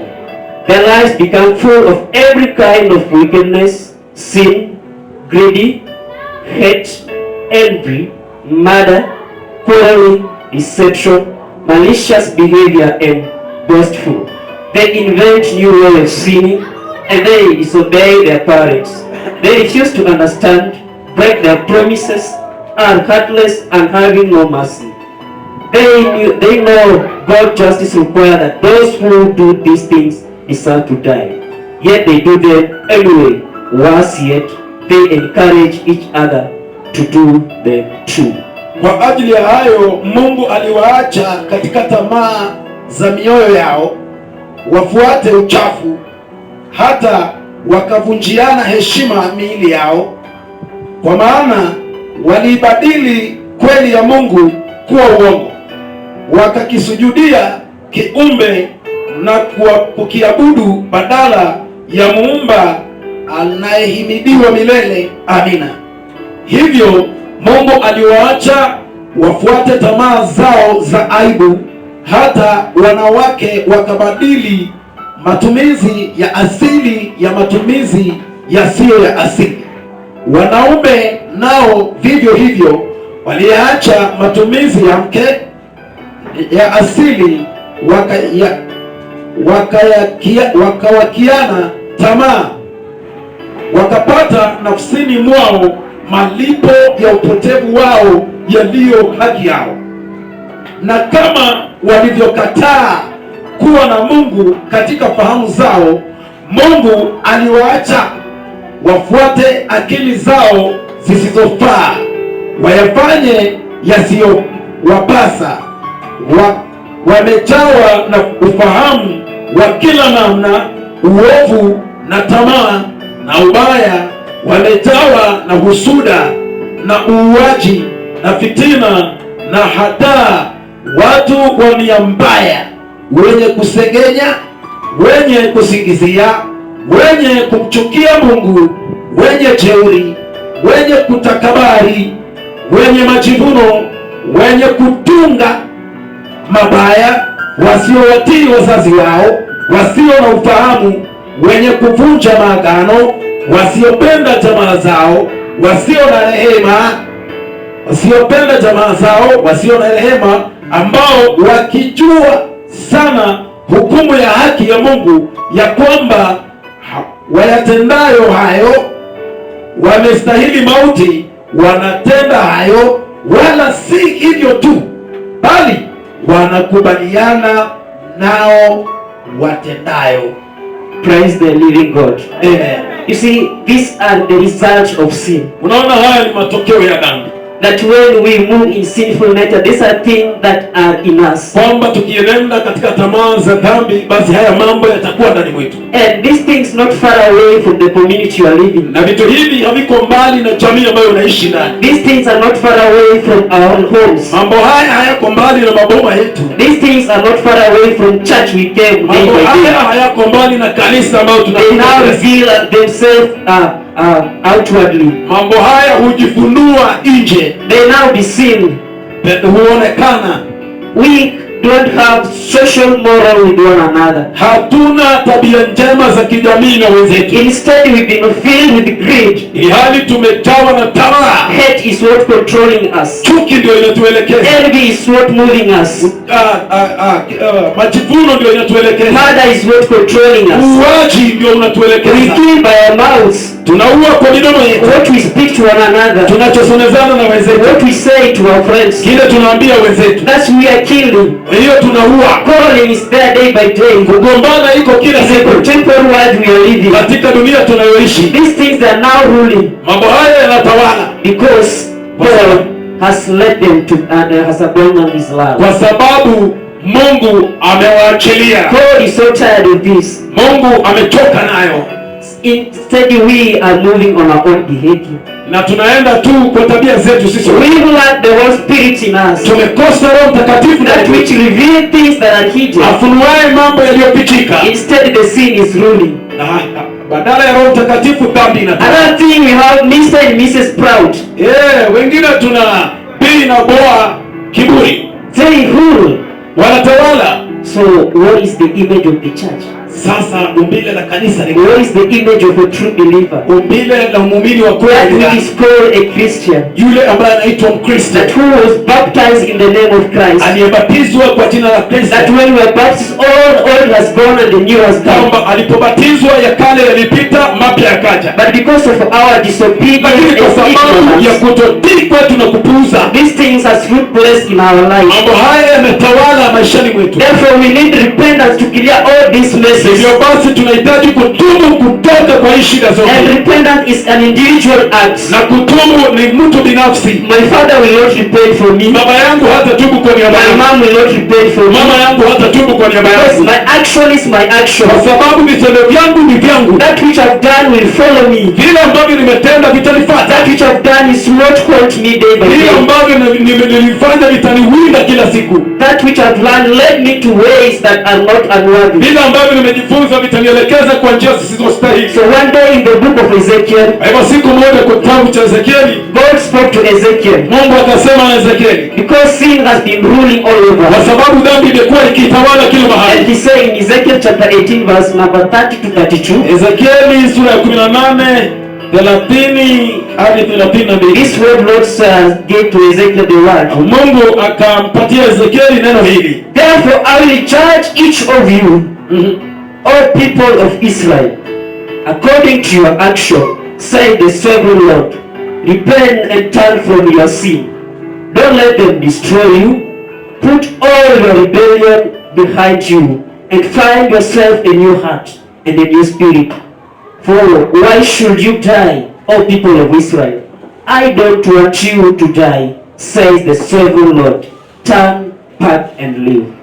Basi nitawahukumu ninyi nyumba ya Israeli, kila mmoja kwa kadri ya njia zake, asema Bwana Mungu. Rudini mkagahiri na kuyaacha makosa yenu yote, basi hivyo uovu wenu hautakuwa uharibifu wenu. Tupilieni mbali nanyi makosa yenu yote mlioyakosa. Jifanyieni moyo mpya na roho mpya. Mbona mnataka kufa, enyi nyumba ya Israeli? Maana mimi sifurahii kufa kwake afaye, asema Bwana Mungu.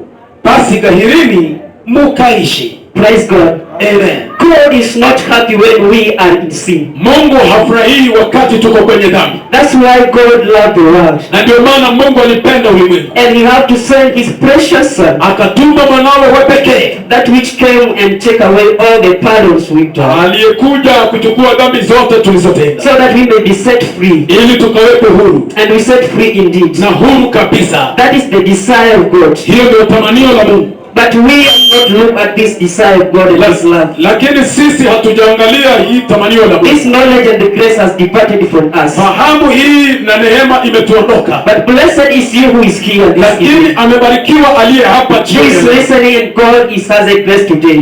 anayesikiza, na Mungu ana neema kwake leo, That God is not happy when we are in sin. kwamba Mungu hafurahii unapotenda dhambi. He just wants us to come back to Him. Anataka tu tumrejelee. He still open His hand to receive us. Bado amekunjua mikono yake He kutupokea. showed kindness. Yeye ni mpole. God wants us to live. Mungu anataka tuishi. And how we will live. Nasi tutaishije? If we come back to our senses, Tukijirejelea katika fahamu zetu that oh Lord, I've sinned before you, kwamba Mungu nimetenda dhambi mbele and zako I need you to forgive me. na ninahitaji unisamehe. I need you to reclaim the relationship that was before. Ninahitaji niwe na uhusiano uliokuwa And let your strength guide me day by day. na nguvu zako zinielekeze siku kwa siku. And let me worship you as you want. Nami nikakuabudu utakavyo. Don't let me die. Usiniruhusu nikufe. Help me, God. Nisaidie Mungu. This word God is desire. Hii ndio Mungu anatamani. This word God is looking today. Mungu anatafuta hii leo. From every city, kutoka kwa kila mji, from every nation, kutoka kila taifa. Just a broken heart that is ready to humble before you. Moyo uliovunjika tu uko tayari kushuka mbele zako. The heart that's ready to turn from its way. Moyo ambao uko tayari kugeuka kutoka kwa njia mbaya. And to make a stop over. Na kusimama kutulia. That I've been sinning. Kwamba nimekuwa nikitenda dhambi. That I'm full of murder in my mouth. Nimejaa uuaji ndani ya kinywa changu. That I'm so envy is ruling me day by day. Na chuki imenijaa kila siku. I can't socialize with one another. Siwezi kuhusiana na wenzangu. When you look at me, I'm just corruption. Nikiangalia kwangu mimi ni ufisadi. Oh God is looking for a broken heart. Mungu anatafuta moyo uliovunjika. Our heart is so haunting with the deeds we've done. Mioyo yetu imejaa mambo ambayo tumefanya. That we need a repentance. Na tunahitaji msamaha. And this is an individual act. Na hili ni tendo la mtu binafsi. It's not for someone else to do for you. Sio mtu mwingine akufanyia wewe. Everyone will not do for you this way. Sisi hata kufanyia hili. Remember the book of Hebrews saying about the repentance. Unakumbuka Waebrania iliongea kuhusu kutubu. That when we pray for you, we will not repent. Kwamba tunapokuombea hautatubu. Laying hands on you is not repentance. Kuwekewa mikono sio kutubu. This is a personal and individual act. Ni uamuzi ama tendo la binafsi. It should start from your mind. Kwamba inafaa lianze akilini pako. Then it goes to your heart. Ingie kwa moyo wako. Then the action will follow. Kisha kitendo kitafanya. Therefore you will be ready to meet this God. Na kisha utakuwa tayari kukutana. He is ready to receive you. Ambaye ako tayari kukutana nawe. And to give you grace of living na kukupatia neema ya kuishi maisha. That is not in a sinful way. Hiyo sio katika mapenzi ya dhambi. We've seen sin has broken down people who are very great in the Bible. Tumeona dhambi inaangamiza watu wakubwa katika Biblia. One of these great characters is David. Mmoja wao alikuwa Daudi. From this history when he was spoiled is so good. Kutoka kwa historia yake we learn what he has done. Tunajifunza alichofanya. How he fight Goliath. Alivyopigana na Goliath. That God enabled him. Na Mungu akamfanikisha. But one day something happened. Lakini siku moja kitu kilifanyika. Sin, dhambi, it entered him. Ikamwingia. It started. Ikaanza and rule over. Ikatawala. And what he did, he covered up this sin. Na alipofanya akajaribu kufunikia hii dhambi. Until one day, mpaka siku moja, God had to send a prophet. Mungu akatuma nabii who is Nathan. Ambaye ni Nathan. And expose this message. Akaenda kuweka dhambi. This when David realized that he has been sinning. Hapo ndipo Daudi aligundua amekuwa. And his relationship has been broken with God. Uhusiano wake na Mungu hauko. And he needs to go back to his anahitaji kumrudia Mungu wake. God who used to give him strength. Mungu aliyempa nguvu. God who blesses him. Mungu anayembariki. But this time he is in a mess. Lakini wakati huu ako kwenye shida. He has no peace. Hana amani. Everything is ruthless. Kila kitu kinaharibika. But David had to make a stop over. Lakini Daudi alisimama maisha. Say, God, what should I do? Akasema, Mungu nifanye nini? I just want to cry unto you. Ninahitaji kukulilia wewe. God, you need a broken heart. Kwamba Mungu nahitaji moyo uliovunjika. That when I humble myself nikijinyenyekesha and pray to you na kuomba kwa believing in the prayer, kuamini kwa maombi, God will forgive me. Kwamba Mungu atanisamehe. Praise the name of God. Amen. And when we humble as young men, na tunapojinyenyekesha kama vijana, God is ready to receive us. Mungu ako tayari kutupa. It's our faith that will lead this to happen. Ni imani yetu itaelekeza haya kufanyika. We might do this, but if we don't have faith, it won't happen. Tutafanya haya, lakini kama hatuna imani, a conviction in yourself, na ukapate kuhuishwa ndani mwako. As you assemble what you've been doing, unapoazanya kile umekuwa ukifanya, and say, God, I am tired of this. Kusema, Mungu nimechoka na hii. I'm not in a happy mood. Siko katika furaha. Every day, Lord, is just a message. Kila siku Mungu ni maovu na makosa. And what's leading me is I'm going to die. Na kinachonielekeza ni kwamba naenda kufa. And I already died physically. Nami nimeshakufa kimwili. And I already died spiritually. Na nimekufa kiroho. But I need the light. Lakini nahitaji nuru. Remember in the gospel the Bible says we are the salt of this world. Katika Injili Biblia inasema sisi ni already this saltiness ya dunia, lakini tunakosa ladha ya chumvi because of our sinful nature. Kwa sababu ya dhambi zetu. That has been ruling day by day. Tutawala siku kwa siku. And this was the prayer David David prayed. Na hivi ndivyo Daudi aliomba. In Psalms number chapter 51, Katika Zaburi 51. I love how David approached this prayer. Napenda vile Daudi alikabiliana na This is what he Mungu. says. Alisema hivi, Have mercy on me, O God, Mungu nirehemu because of your unfailing love, sawa sawa na fadhili zako, because of your great compassion. kiasi cha wingi wa rehema za rehema Blot out yako. the stain of my sin. Uyafute makosa yangu. David looked at his life. Daudi alitazama maisha yake. This happened after David has committed adultery Hili lilifanyika baada ya Daudi and kufanya killing uzinzi Uriah. wakati wa kuua Oria. And this word, after Nathan exposing his mess unto him, Na baada ya Nathan kufunua dhambi zake that he kwake, has been covered for so long. ambazo amekuwa akifunikia muda mrefu. I don't know how the life of David was by that time, Sijui maisha ya Daudi yalikuwaje wakati ule, because he is a king. kwa sababu yeye alikuwa mfalme. And you imagine a king has everything. Na hebu fikiri, mfalme ana kila kitu. What about me and you who doesn't have Je, anything na wewe na mimi ambao hatuna to kitu be proud of? cha kufurahia? But David came to his realization Lakini Daudi alijirejelea and say, God, have mercy on me. akasema, Mungu ni rehemu. You know, God is full of love. Alijua Mungu ana upendo It's in mwingi. the creation of us.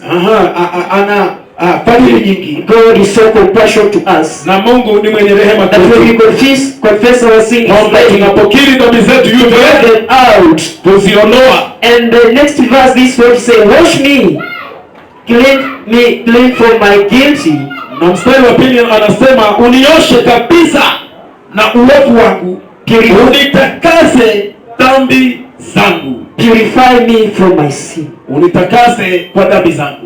How many of us desire this prayer? Ni wangapi miongoni mwetu That we wanatamani want to look to our God. kwamba unataka kuangalia You Mungu say, wetu God who is full of mercy, na useme Mungu ambaye amejaa rehema, God who is so kindness, Mungu ambaye amejaa that I rehema, have sinned before you, nimetenda dhambi mbele zake, that blot out all the stains samehe dhambi zangu that I've been doing since my childhood, ambazo nimetenda tangia till utotoni today the way I am, mpaka wakati nipo and hivi, purify me, O God. na unitakase Mungu, For I have recognized my rebellious acts, maana nimetambua matendo yangu ya uovu, and Lord, I need freedom. na Mungu nahitaji uhuru, And this freedom comes by na confession. uhuru huu huja kwa kukiri. Praise the living God. Amen. This word, the prayer we need every day. Hili ndio ombi tunahitaji kila siku. Confession is not one thing day. Kukiri sio siku moja tu, This is the thing that happens day and day. hili ni jambo linafanyika As kila I siku. started say that we do cleansing in our places, Kama vile nilisema, tunaoshanga kwetu and nyumbani, this will be part of our na life. hii inafaa iwe sehemu ya maisha yetu. Salvation we work to them.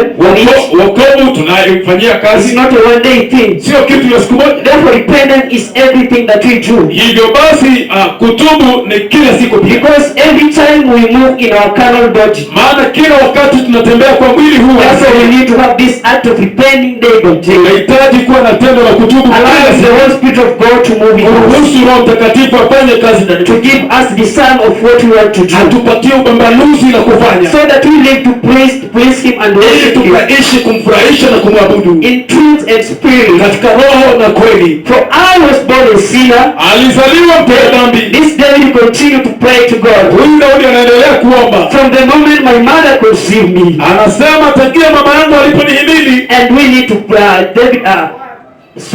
from the time my mother conceived me, Tangia siku mama yangu alinihimili, and against you alone I have sinned. na kinyume chako Mungu nimetenda dhambi. Praise the living God. Amen. This sin is not for particular people, Hili dhambi siyo ya watu wengine, that we are born in it, lakini tumezaliwa kwayo and we are struggling with na it. tunang'ang'ana nayo. This is why you find Paul in chapter number 7, Paul in Romans chapter number 7. Ndio maana unampata Paulo kwa kitabu cha Warumi sura ya 7 Down there he spoke 14:15 pale chini anasema, that he can comparing that we have knowledge, anasema kuwa tunafahamu, but this knowledge is not there. lakini hii fahamu haipo. He knows what he's supposed to do, Anajua kila anataka but he's kufanya, not doing it lakini exactly. hakifanyi kamilifu. Why he's not struggling with it? Kwa nini anang'ang'ana nayo? sin is ruling in our kwa life. sababu dhambi inatawala maisha That yetu. if we are in our carnal body, Lakini ukiwa kwa huu mwili wa asilia, sin has dominated. dhambi itatawala. And this word has become a synonym Na hii dunia imekuwa eneo la dhambi, that we are not understanding. We take it as a grant. na tunachukua ni kama kawaida. But the more it grows, it piles. Lakini inapoendelea kukua inakuwa nyingi, And the end result we see is death. na mwishowe tunaona mauti. We see that it's hatred that's come out. Tunaona ni chuki It inayojitokeza. starts like a secret, Inaanza kama siri, but it reveals itself. lakini hujifunua. But we need to cut it off before it Lakini gets inafaa rooted. tuikate kabla haijamea. Purify my sin, David is still praying. Zitakase dhambi zangu, Daudi bado anaomba, And I will be clean. nami nitakuwa msafi. Wash me, Nioshe, and I'll be white than nami snow. nitakuwa mweupe kama theluji. This is the grace of God. Hii ni neema ya Mungu, That when He washed us, kwamba anapotuosha, that when He purified us, anapotutakasa, we became as clean as before. tunakuwa wasafi kama theluji. God is so compassion, Mungu ni mwenye rehema, and God is so na kindness. Mungu ni mwenye This is the upole. prayer David prayed, Hili ni ombi Daudi aliomba, and he had faith when he prayed this na prayer. alikuwa na imani alipokuwa akiomba ombi hili. And when you read the final verse, David, there is a joy that David celebrates. Na ukisoma mstari wa mwisho utasikia vile Daudi anasherehekea. Praise the living God. Amen. I just want you to look at your life, Nataka uangalie maisha yako and you see things that have been haunting you, na uone vitu ambavyo vimekuwa vikikuwinda, things that has triggered every piece in your life, vitu ambavyo vimekuweka kuwa vipande maisha yako. and you pray like David prayed, Na uombe kama vile Daudi alivyoomba, that, oh Lord of mercy, kwamba Mungu wa rehema, blot out all the sinful nature in me, ziondoe dhambi zangu that which has taken root in my life, ambazo zimemea kabisa that ndani mwangu, every time I'm in church I'm not worshiping, kwamba kila wakati niko kanisani ni kuabudu, I'm not doing what's supposed to be done, sifanyi kile ninafaa but kufanya, I'm doing that I hate to do, lakini ninafanya kile ninachukia that kufanya, God can save this generation, ili Mungu akaokoe hiki kizazi, that God can save us today. ili Mungu akakuokoe leo. And we pray with the believing in our life. Na tuombe tukiwa tunaamini ndani ya maisha yetu. Praise the living God. Amen. Take your position. Chukua nafasi yako, Just speak to God. wewe sema na Mungu, For He is here. maana ako hapa, That His presence is ruling. uwepo wako uko hapa. That when we speak, He hears. Tukisema anasikia, And when we pray, He's ready to hear your na prayer. tukiomba anasikia That maombi when we yetu. lift our voice, we surrender Tukiinua everything. sauti zetu tunaachilia kila He's kitu. ready to set us free. Ako tayari kutuweka huru. The Lord, His desire is to heal us. Mungu tumanio lake ni kutuponya, And we are sick spiritual. na sisi That tutabadilisha. we need this healing. Tunahitaji kuponyeshwa Same way as we go to clinical. kama vile tunavyoenda zahanati For every checkup of our body. kufanya ukaguzi wa And mwili, the doctor will give us prescriptions. na daktari atatupa dawa ya kununua ama This we're kumeza, supposed to do. kile inafaa ufanye What we're supposed to do. na kile inafaa umeze. Therefore, Lord is calling us today. Kwa hivyo Mungu anatuita leo That the only way to take this prescription is kwamba njia pekee ya kushika hizi amri ni kwa kutubu. that when we repent, Tukitubu we already have a way to go. tayari kuna njia ya And when we kwenda. confess by our mouths Ukikiri kwa kinywa that we are ready to be healed. kwamba tuko tayari kukupona. Praise God. Amen. It's not a sacrifice that we give. Sio dhabihu tunayotoa, It's not a commitment that we give. sio kujitolea But it's tunapojitolea, only a broken heart lakini ni moyo uliovunjika that it's ready to be renewed. ambao uko tayari kufanywa This upya. what Lord is looking today. Hiyo ndio Mungu anatafuta leo. This what Lord is looking in this Hiyo generation. ndio Mungu anatafuta kwa hii Praise the kizazi. living God. Amen. Renew loyal spirit within me. David continue. Chapter number verse 12. Niumbie ndani mwangu roho mpya, And do not banish from your presence. na usiniondoe uweponi pako. Hallelujah. Haleluya. Restore to me the joy of your salvation. Nirejeshee furaha ya wokovu wako, And make me willing to obey you. na unifanye niwe na tamanio la kukutii. Then I will teach your ways to rebels. Kisha nitafundisha watu njia zako, And they will return to you. nao watakugeukia. Are you ready to show this love to other people? Je, uko tayari kuonyesha upendo kwa watu Are wengine? you ready to teach the love of God to Uko other tayari people? kufundisha upendo wa Mungu watu wengine? Because when you've been healed, you are ready to express this love. Kwa sababu ukiponywa uko tayari kuonyesha God is love and love should dwell in us. Mungu ni upendo na upendo unafaa uishi As a Christian, as a young man, kama Mkristo na kama kijana. that we need to show to one another. Tunafaa tuonyeshe wenzetu. No need of greedy in our hearts. Hakuna haja ya kuwa na tamaa moyoni. No need of rebellious mind in our hearts. Hakuna haja ya kuwa na ukaidi ndani. We need to change our minds. Tunahitaji kubadilisha fahamu zetu. Yes, we need to change our hearts. Na tunahitaji kubadilisha The way we've been doing things before, vile umekuwa ukifanya pale nyumbani, and the way we are going to do in the future. na vile tunavyoenda kufanya hatimaye. We are orienting ourselves to God. Tunajiachilia kwa Mungu. And we are calling for divine healing this evening. Na tunaita uponyaji wa kiungu That it may fall in this place. ili kapate kufika mahali And hapa. we live to please our God. Na tukaishi kumfurahisha And Mungu. we let God rule in our life. Na Mungu akatawale maishani mwetu. The things that have been haunting. Mambo ambayo yamekuwa kituinda. There's no peace anymore. Na hapana amani tena. What is it is killing day by day? Ni nini ambacho kinatuangamiza kila siku? What is it that haunting us day by Ni day? nini kinatuwinda kila siku? That cannot be taken out of our life. Ambacho kiwezi tolewa maishani mwetu. It's only the blood of Jesus. Ni damu ya Yesu pekee. And it was done once. Na ilifanyika mara moja. So God is so loving Kwa hivyo Mungu ana upendo and kindness. na ni pole na mwenye rehema. In the book of Isaiah, this is what he says. Katika Isaya anasema hivi, That come, let's reason together. njoo tusemezane. And this is what how we reason. Na hivi ndivyo tutakavyosemezana. Saying, I Lord am here. Anasema mimi Mungu niko hapa. I've sinned before you. Nimetenda dhambi mbele This is zako. the approach which David uses.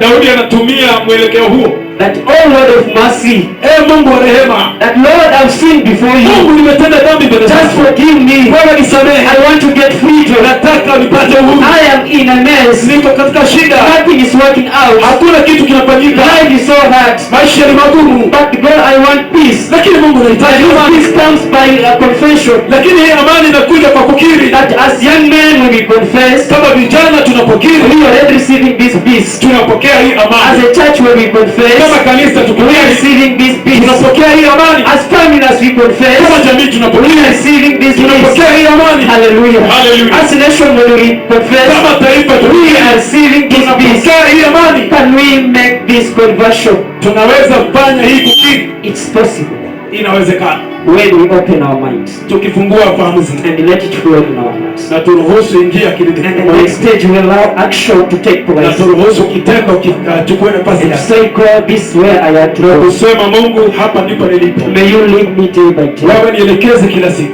that I may not fall in temptation. ili nisianguke majaribuni. And we find this prayer in our Lord's Prayer. Na unapata ombi hili katika sala la Bwana. The end verse says, Mistari ya mwisho. lead us not in temptation, Usitutie vijaribu for we know majaribu. temptation are there. Wewe tunajua majaribu ya We walk in temptation. tunatembea kwa majaribu. That's how God is so merciful. Hivyo ndio Mungu alivyo mwenye And rehema. He's ready to take the control. Ako tayari kuchukua usukani. That when we allow Him, Lakini tukimruhusu, when we move close to Him, tukisonga karibu naye. I'm calling this generation. Ninaita kizazi hiki. What I desire is to be into His presence. Kile natamani ni kuwa uweponi pa This is Mungu. what He say in Psalm chapter number 91. Anasema hivi kwa Zaburi That 91. blessed is the man who dwells in your presence. Kwamba amebarikiwa mtu yule akaaye uweponi pako. That every snare thought of the day will not attack him. Kwamba mitego zote za mchana hazitampata. Because he eats at a safe place. Maana ako salama. And this happened when we allow this to rule in our Na hearts. hili linafanyika tukimruhusu atawale maisha. God is calling a repentant heart. Mungu anahitaji moyo wa We kutubu. made God to be angry in us. Tumemfanya Mungu atukasirikie. And everything has not been working because Na of kila kitu God. hakijakuwa sawa kwa sababu ya But when we came to our sense lakini tukijirudia and we ask God that we've been sinning, na tumuulize Mungu kuwa tumekuwa and we need a na revival, tunahitaji kurekebishwa. that you create a new heart in us Akuweke ndani mwetu moyo mpya and a new spirit, na roho mpya so that we live to please you. ili tukaishi kumfurahisha. God is ready. Mungu ako tayari.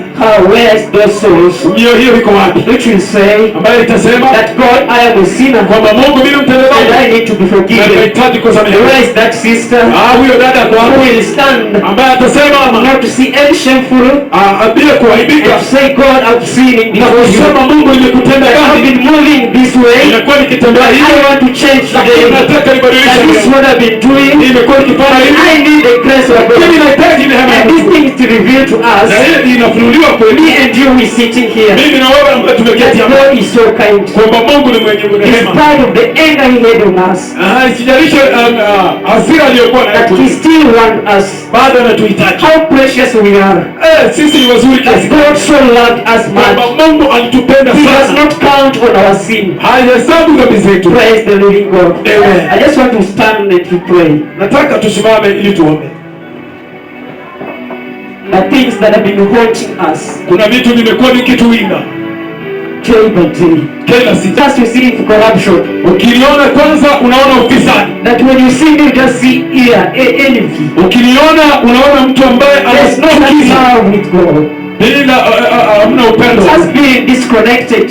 yaani ni mtu ameachanishwa. But when we open our voice to this Lakini Father, tukifungua sauti zetu kwa who is sitting Baba above, ambaye ameketi juu, who opened his ears, ambaye anafungua masikio yake, that when we pray tukiomba with meaning in our hearts, tukimaanisha and saying, God, this is what I've done, na kusema Mungu nimefanya I hivi, need you to touch me again. ninahitaji uniguze The tena, Lord is going to touch Mungu us. atatuguza. And this is how we are going to pray. Na hivi ndivyo tunaenda The kuomba, Lord of mercy, kwamba Mungu wa rehema, that we are before you, tuko mbele that zako, we sin before you. tumetenda The dhambi. Lord, we want you to refresh us. Mungu tunataka Lord, we uturejeshe. want the freedom Mungu tunataka that which uhuru has not been there. ule ambao Lord, we haukuwepo. want to restore us Mungu tunataka in the way uturejeshe that it was before. kwa njia hiyo The promises that Lord you sent us before. ahadi Open ulizofanya your mouth mwanzoni. and pray to God. Fungua kinywa chako uombe, The Lord is going to listen to na you. Mungu God is atakusikiza, going to heal us. Mungu atatuponya, God is going to change us. Mungu atatubadilisha. That is a transformation. Atatubadilisha. That which thing that has been moving, kile ambacho and we kilikuwa are taking kinaenda another way from it. na tunaenenda kinyume Praise the nacho. living God. Amen. It only happens when we open our mouth. Inafanyika tu ukifungua kinywa. I see everything that news that God is not pleasing. Naona kila kitu kinachokuja si kizuri, What is ruling is just our sinful will. kinachotawala ni tamaa ya dhambi. The church has lost its salt. Kanisa imepoteza dhamana yake. Where is the love of God? Upendo wa Mungu uko wapi? Where is this the love? Upendo huu uko wapi? Where is this peace? Amani hii iko wapi? What has taken peace? Ni nini kimechukua amani? We have allowed sin to rule, Tumeruhusu dhambi ikatawala, but we can take it away lakini kama tunaweza iondoa if only confess ni kwa kukiri tu by our mouths, kwa vinywa vyetu having faith na kuwa na imani that God is going to heal us, kwamba Mungu anaenda kutusikia, that God is going to renew us, kwamba Mungu anaenda kutufanya that upya, God is going to our broken spirit going to be renewed, kwamba Mungu anaenda kuhuisha nafsi zetu zilizovunjika, and we are going to be a desired na sacrifice. tunaenda kuwa watu wa That we kutawanika, are going to be before the Lord with joy. na tunaenda kuwa mbele za Mungu kwa furaha. That when we worship, we experience God. Tukimwabudu tutamhisi. Sin has made us when we worship, we are not feeling that, we are not having that experience. Dhambi imefanya unapoabudu hauhisi uwepo wa Mungu, Because our ways are not worthy before God. maana njia zetu sio sawa na njia za Mungu, And nothing is happening. na hakuna kitu kinafanyika. Praise the living God. Amen. This is not other God. Huyu sio Mungu mwingine, It's the same God who was before. ni yule Mungu aliyekuwa mwanzoni, It's the same God who was doing miracle. ni yule Mungu aliyekuwa akifanya It's miujiza, the same God who was doing instant ni miracle. yule Mungu aliyekuwa anafanya miujiza ghafla bin vu. But we take another knowledge of this world. Lakini tumechukua fahamu nyingine ya We hili. have scientific knowledge, Tuna fahamu ya kisayansi that which reveal other things ambayo inafunua mambo mengine and suppress the truth that we know about God. na kuficha ukweli ambao tunajua kuhusu Mungu. But God is still calling to his people Lakini bado Mungu anaita watu wake who will ready to break down, ambao wako tayari kuvunjika, who will ready to heal themselves, ambao wako tayari kujirejelea who are wenyewe, ready to mourn themselves ambao wako tayari kulia for wenyewe the things they've been doing, kwa vitu wamekuwa wakifanya, and say, God, forgive na me. kusema Mungu And nisamehe, say, God, receive me na again. kusema Mungu nipokee And tena, say, God, lead me. na kusema Mungu And nielekeze, say, God, I need another na strength. kusema Mungu nahitaji And nguvu say, zaidi, God, I need another na dimension. kusema Mungu nahitaji Now this way has mwelekeo. been leading me to death. Hapa ndio nimekuwa nikielekea But mauti, I want to live live. lakini nataka niishi. And God is so wonderful. Na Mungu ni wa ajabu. Praise the name of the living Jina la God. Mungu lisifiwe. May our God, Lord, bless you. Mungu akakubariki. May the good Lord give you strength. Mungu akakupe nguvu. May the good Lord give you understanding. Mungu akakupe fahamu. That each and every time we sin, Kwamba kila wakati we tunapotenda need to dhambi say sorry. tunahitaji kusema That each and every time kuomba we sin, msamaha. Kila wakati We ukitenda need to dhambi go back to Him. nahitaji kumrejea That He need to put us again. ili akatusafishe That tena. we are like a broken clay. Na tuko kama udongo uliovunjika. And God can recollect us Na again. Mungu anaweza kutusanya tena And reform our life. na kutengeneza maisha yetu upya. May the God, Lord, bless you. Mungu mwema akawabariki Amen. kwa jina la Yesu.